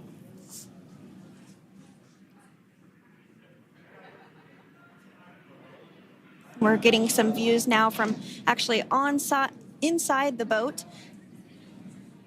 Yeah, you're exactly right. This view is straight down the recovery vessel. That platform that was closest to the camera, that is the egress platform. Freedom. Rigging is almost complete. Approximately 5 minutes until capsule lift. Great news there from SpaceX Core. So about 5 minutes left until we see Dragon Freedom get lifted out of the water.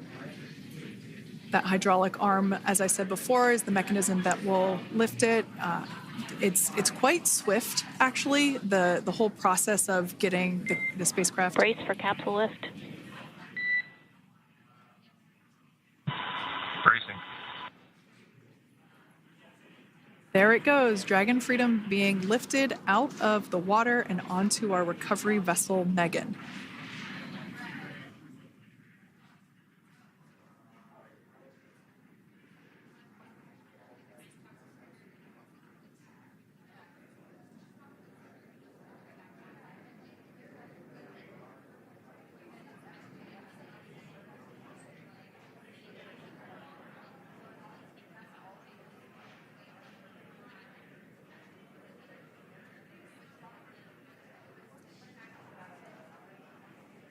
So once securely on...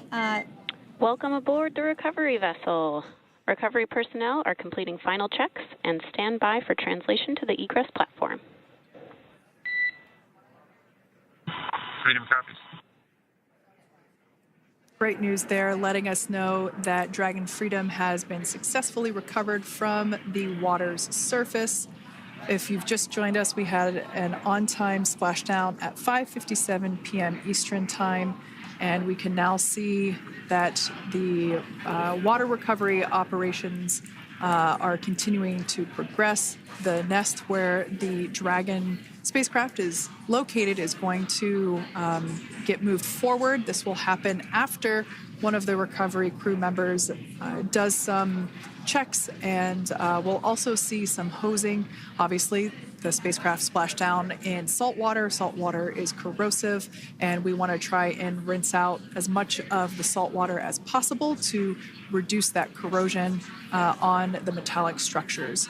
So we can see some guidance there being provided, really steering the spacecraft properly into the Dragon's nest.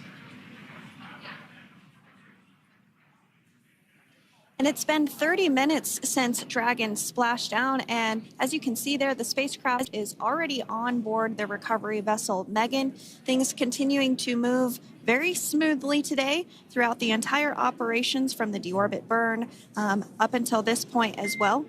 And Freedom, it looks like the positioning wasn't quite right, so they are working on repositioning the capsule in the nest now. Okay, copy that. Thanks. And with that, the team is just going to adjust the Dragon spacecraft a bit so that it's in the right position ahead of translating up a little bit closer ahead of the side hatch. So the team is now going to step through the procedures to ensure that that takes place. While Dragon does fly itself autonomously, it clearly is unable to park itself autonomously. We want to make sure that the Dragon capsule is properly seated there in that nest.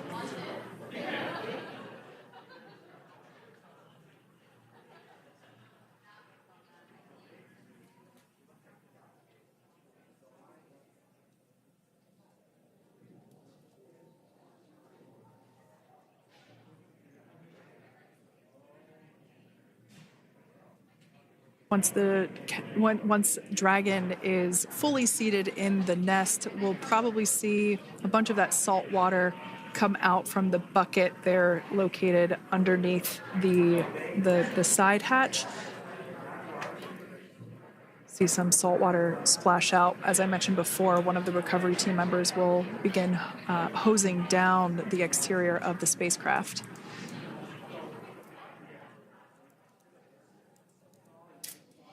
So you are continuing to get some great live views on your screen of Crew 9, which includes NASA astronauts Nick Hague, Sunny Williams, Butch Wilmore, and Roscosmos cosmonaut Aleksandr Gorbunov, who splashed down off the coast of Tallahassee, Florida, 2:57 p.m. Pacific time this afternoon.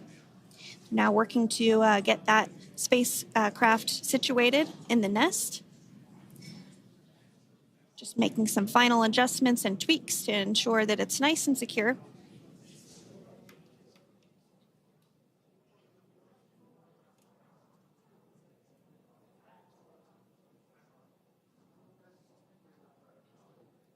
Once the spacecraft is seated and secured and oriented correctly in the nest, Dragon will be moved into the hangar located underneath that helipad that we saw earlier from the aerial views during recovery. All right, Freedom, looks like you are settled into the nest now. Team is working through hypergol sweeps. Copy all.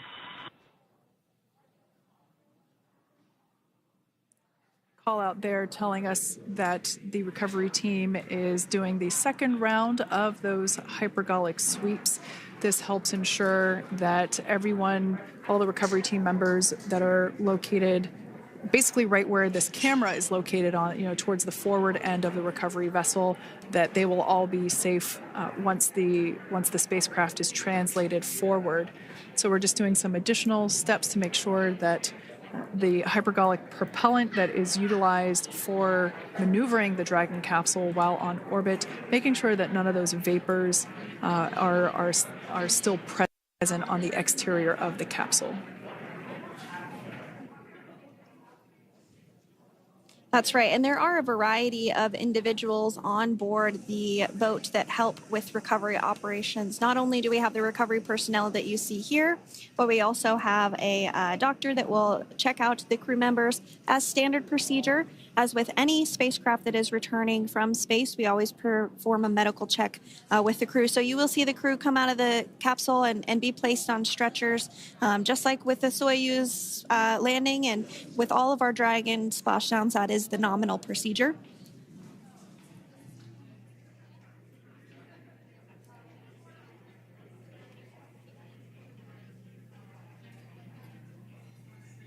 We'll stand by to see Dragon Freedom translate or scooch up a little bit closer to the camera angle that we're seeing right here.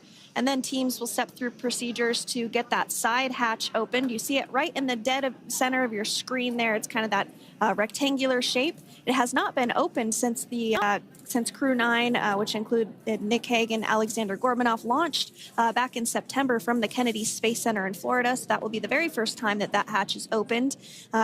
Once docked to the International Space Station, crew enter through the top hatch, which was where the nose cone is now closed. That's the hatch that they actually utilize to go ahead and get inside the International Space Station.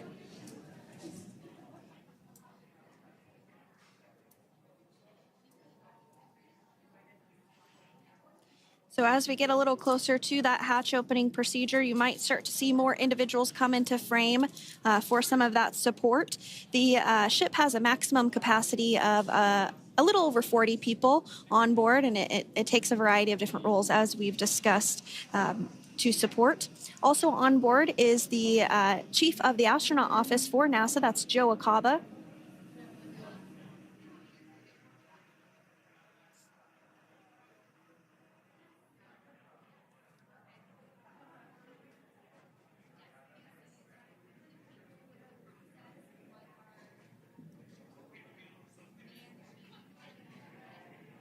Now, while we are standing by for translation of the Dragon spacecraft to the platform there, the recovery platform that we see in the foreground, it is important to note that Nick, Sunny, Butch, and Alexander will be getting assistance from the recovery teams while exiting the spacecraft.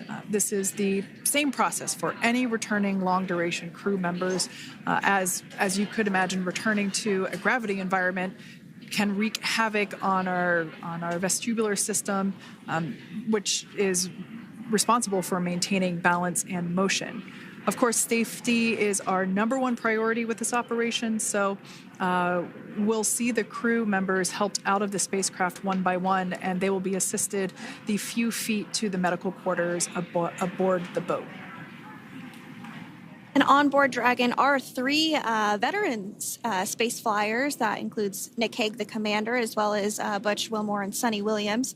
Aleksandr Gorbunov is completing his very first space flight on this mission, and he completed 171 days in space along with Nick Hague.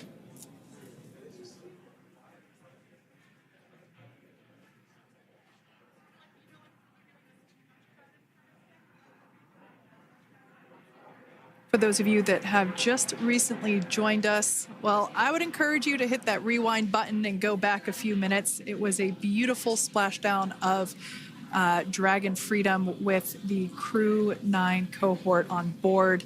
They had an on-time splashdown at 5:57 p.m. Eastern Time, 2:57 p.m. Pacific Time. We can see that the spacecraft Freedom, translation is in progress. Copy, and seal it. We can see that spacecraft was successfully recovered from the ocean surface and is now being washed with fresh water, as obviously they splash down in salt water. So we're trying to rinse off as much of that salt water as possible. And we can see the spacecraft continuing to move closer and closer to that recovery deck. Freedom, the crew is working on side hatch opening now. Expect hatch open in about 2 minutes. Okay, copy that. And Kira, just wanted to say that you guys, you and the team did an awesome job, both uphill and downhill. Just really, really impressed. Thank you. Thanks, Nick. It's been an honor. This is a pretty exciting moment coming up. We are working to open the side hatch. One thing that may not be obvious from, just looking at the spacecraft here is that this side hatch that we're about to open, the last time it was open was when this spacecraft was at the launch pad. This side hatch is what is used for initial capsule ingress and final capsule egress, but all comings and goings from the spacecraft while it is on board the space station are from the forward hatch, which is located at the top of the spacecraft under that nose cone.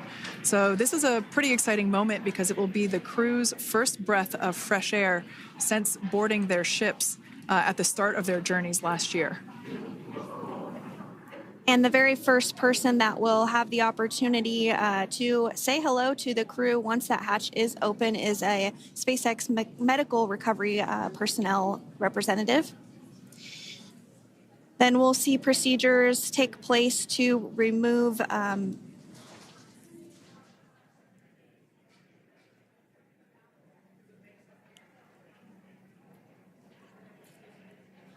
the footrests of Dragon. That will just help the recovery personnel get a little bit more room to access the crew and help get them out of the spacecraft.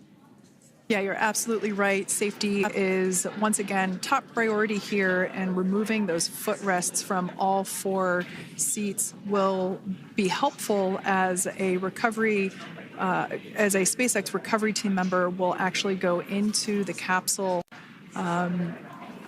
into Dragon Freedom to help the crew members unbuckle and stand up, and essentially we'll also see a fun little slide be put in place to help the crew members exit the spacecraft safely. So yeah, we're going to remove all 4 of those footrests to basically give a little bit more working room inside the spacecraft.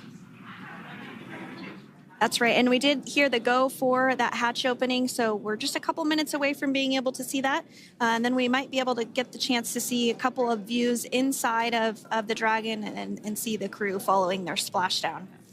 Now, opening that side hatch isn't quite like opening the door to your car. We have to depress the seal around the side hatch, as well as, we'll now see them open that side hatch up.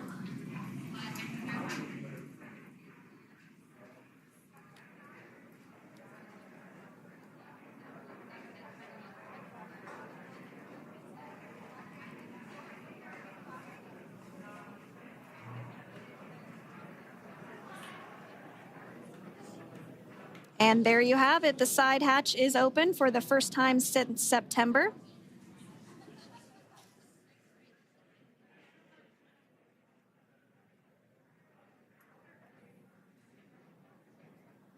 We can see some of the protective equipment there that was brought into frame that will help protect the edge of the side hatch, one from any potential damage. Oh, we can see the recovery crew member there taking photos of the side hatch seal. This is part of the standard operation for recovery. These photos will get saved into our procedure. We'll then install that protective frame around the side hatch. This helps to ensure that the side hatch itself, the edges of it, incur no damage while crew members are coming out from the spacecraft.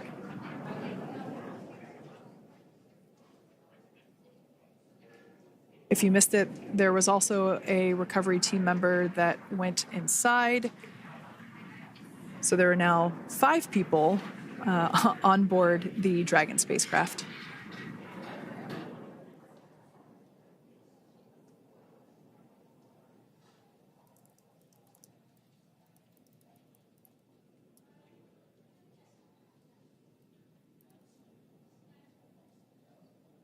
And if you are just joining us, it has not yet even been an hour since Crew 9 splashed down off the coast of Tallahassee, Florida at 2:57 p.m. Pacific time. The crew is now on board the recovery vessel Megan, and the hatch is open.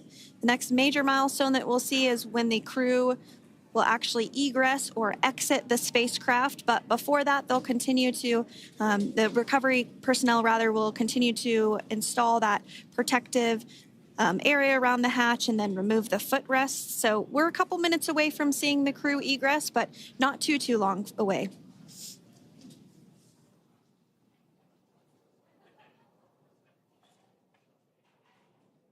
We'll probably see those footrests being handed out here in the near future, as I mentioned before. Of course, we got to get a well-documented photo of the moment. Although we can't see it from here, I'm pretty sure there are 4 smiles on board right now. And we did hear that report out from the commander, Nick Hague, following Splashdown, that there were four smiles as far as he could see. Yeah, capsule full of grins. Now, generally speaking... And there we do see Crew 9, some happy waves, smiles all around back on Earth.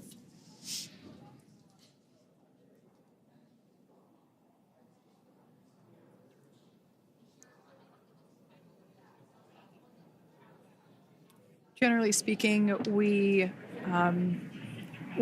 have the individuals in the 2 center seats of the spacecraft exit first. You might hear us refer to this as the exit process as egress. It's just another term for exiting the spacecraft.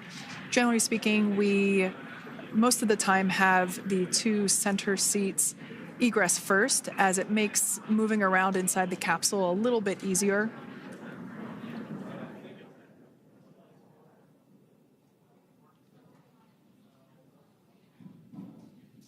We can see the tablets that were previously located on the upper leg of the crew members. We can see those being handed out to the recovery team. Those were taken off prior to the entry phase, to spacecraft reentry. Those had to be stored and secured prior to dynamic operations.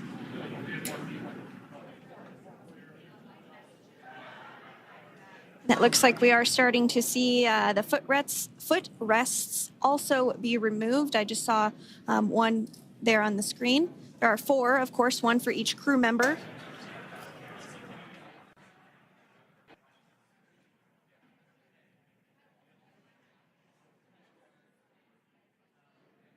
Those footrests are made out of carbon fiber and are actually sized appropriately for each crew member, as everybody has different measurements and different leg lengths.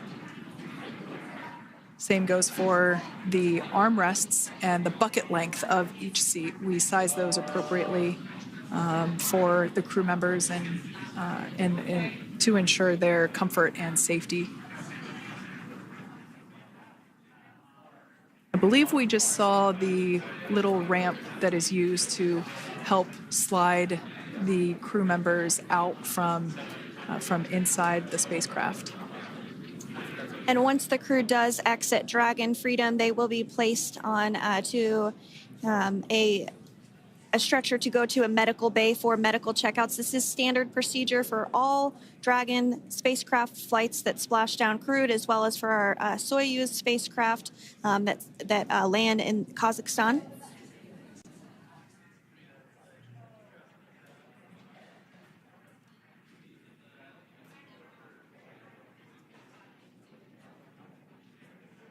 We could see the exterior of Dragon Freedom quite clearly in this shot, and it's such a beautiful sight.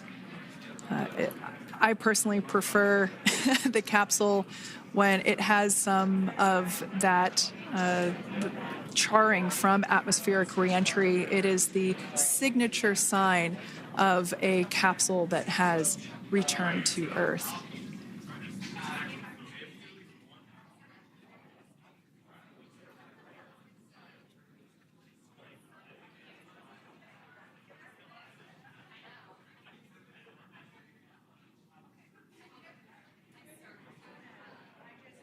Continuing to stand by for our first crew member to egress or exit for Dragon Freedom following their splashdown at 2:57 p.m. Pacific time. Dragon undocked from the International Space Station at 10:05 p.m. Pacific just yesterday, so it was about 17 hours of phasing.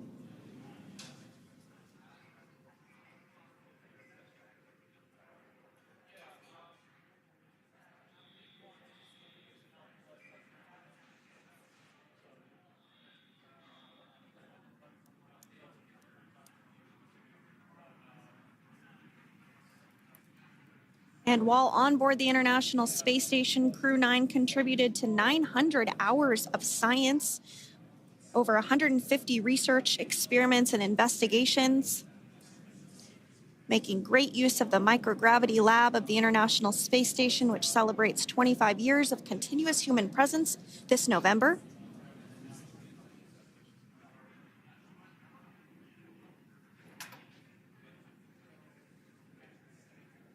Looks like we're about to get our first crew member here upon egress of the Dragon spacecraft.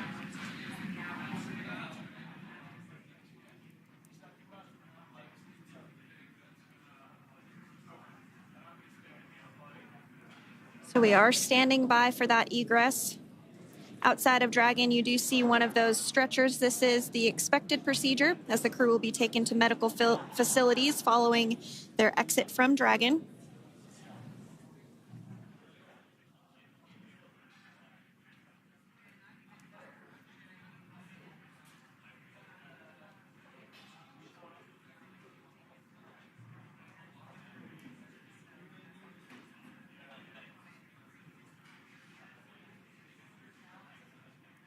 We can see folks on board clapping as our first crew member. And that is NASA astronaut Nick Hague, commander of Crew 9, now out of Crew Dragon Freedom. Some smiles, thumbs up, and a wave. Can't get any better than that. Yeah, that is one happy camper, that's for sure. As we said before, it is standard procedure for all of our long-duration crew members to receive assistance upon egressing from the spacecraft.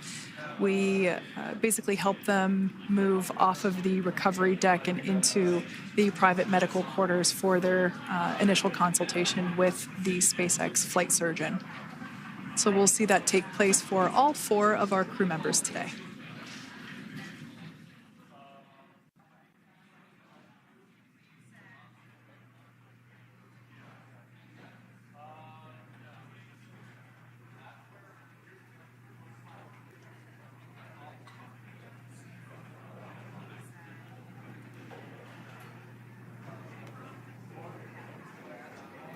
And we are standing by for the next crew member to exit Freedom.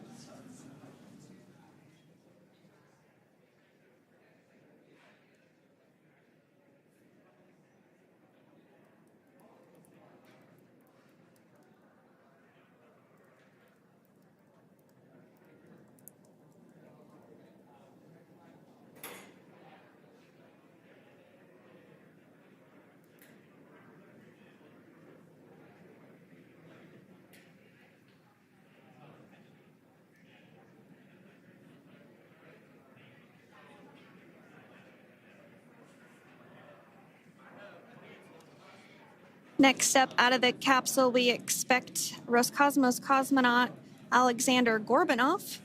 His first space flight. Spent 171 days in space alongside NASA astronaut Nick Hague.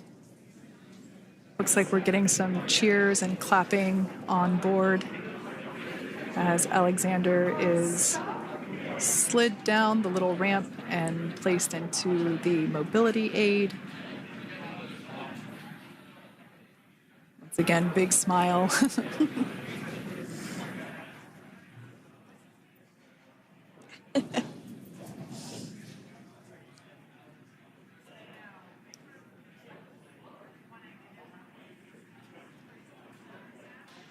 Now, the two crew members remaining in Dragon are NASA astronauts Sunny Williams and Butch Wilmore. They completed 286 days in space.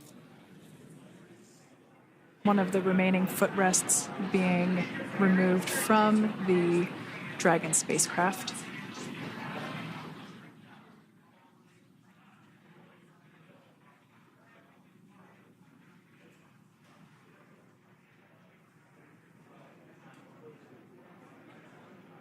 As I said before, we generally try to have the crew members that are located in the two center seats aboard Dragon, and we like to have them egress first if possible, as it creates a little bit more movable working room inside the spacecraft. There is a recovery crew member inside that is helping all of our Crew 9 crew egress or exit from the spacecraft.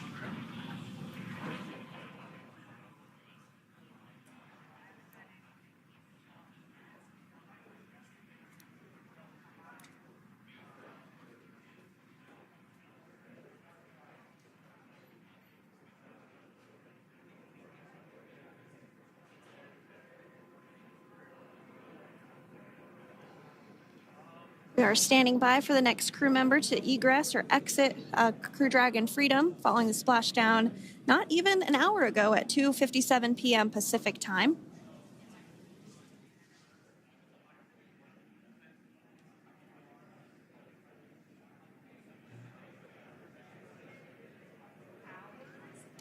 Really have the recovery operations down pretty quick at this point.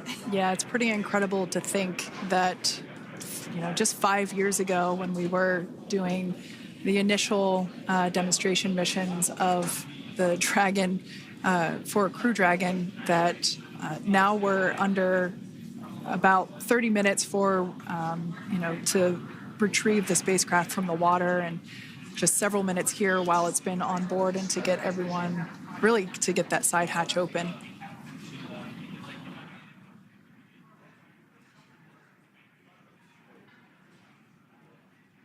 For those of you that have just recently joined, the Dragon had an on-time splashdown. It looks like we're getting our next crew member here.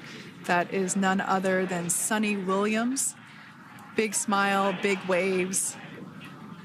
She, like her other crew members, now will be assisted onto the mobility aid.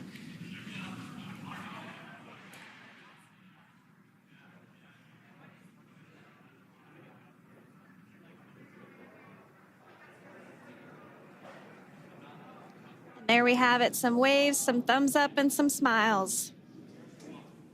Definitely seems to be a theme among all recovery operations. Absolutely.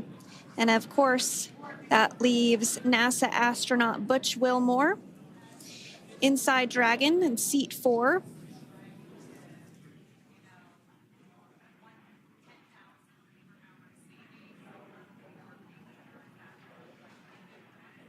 We're getting some views of him now as he egresses or exits the spacecraft.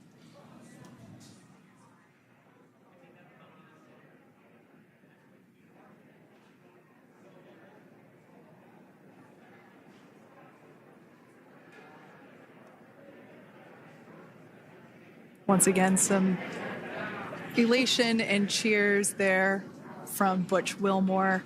As we mentioned before, returning to Earth coming from a microgravity environment can wreak havoc on the body. So it is customary and just standard procedure for all of our long-term space residents to get assistance once they are back on board the recovery vessel.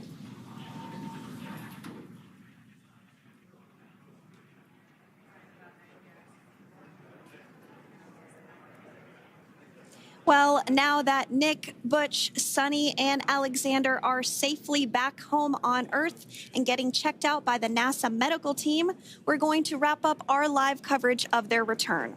The Crew 9 mission began a little differently than usual since Butch Wilmore and Suni Williams were already aboard the space station when Nick Hague and Aleksandr Gorbunov arrived on the Crew 9 spacecraft in September. Having arrived as the crew flight test crew for Starliner, Wilmore and Williams were fully incorporated into the space station's Expedition 72 team and began research and other work aboard the station along with the other crew members. Williams commanded the orbiting laboratory for much of the expedition.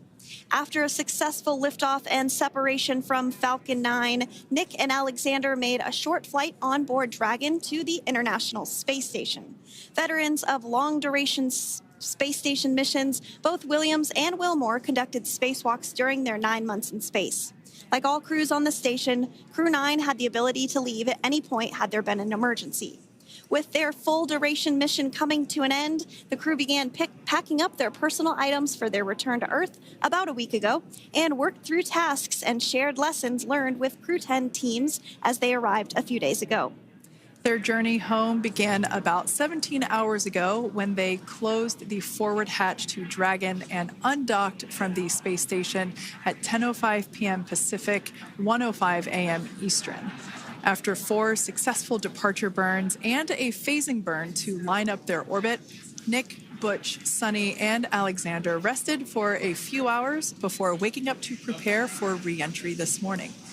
We jettisoned Dragon's trunk and performed our final on-orbit maneuver, the approximately 7.5-minute-long deorbit burn, and that occurred at 2:11 p.m. Pacific, 5:11 p.m. Eastern Time, and that sent Dragon on its path home. The spacecraft re-entered the Earth's atmosphere and slowed its descent with successful deployments of 2 drogue parachutes and 4 main parachutes, with the final splashdown occurring off the coast of Tallahassee, Florida at 2:57 p.m. Pacific, 5:57 p.m. Eastern. Following that successful splashdown, we saw SpaceX recovery experts move in and prepare Dragon Freedom for its lift onto the recovery vessel. And just a little less than an hour following splashdown, we saw Nick, Suni, Butch, and Alexander make their way out of Dragon and into the recovery ship's medical facilities, safe and sound. Next up, they'll catch a helicopter flight back to shore, where they'll transfer to aircraft that will take them home. The astronauts will take a NASA plane for the short flight back to Houston, where they'll be reunited with family and friends to bring an end to this mission. It's been an honor and a privilege to share their journey with all of you as we continue this new era in human spaceflight. Return today marks the end of the direct handover we executed after successfully launching the Crew 10 mission to the space station just last week on Friday, March 14th. Thank you, as always, for joining us for tonight's coverage of the splashdown of Crew 9. Remember to follow SpaceX on X and NASA online and on social media for updates for the very latest on crew and cargo flights to and from the International Space Station. And we'll continue to share the progress of Nick, Suni, Butch, and Alexander on social media as they travel back home. We do also have a post-splashdown media briefing coming up at approximately 4:30 p.m. Pacific, 7:30 p.m. Eastern, where leadership will share a final update as we conclude this successful mission. So, from all of us at NASA and SpaceX, welcome home, Crew 9. So long.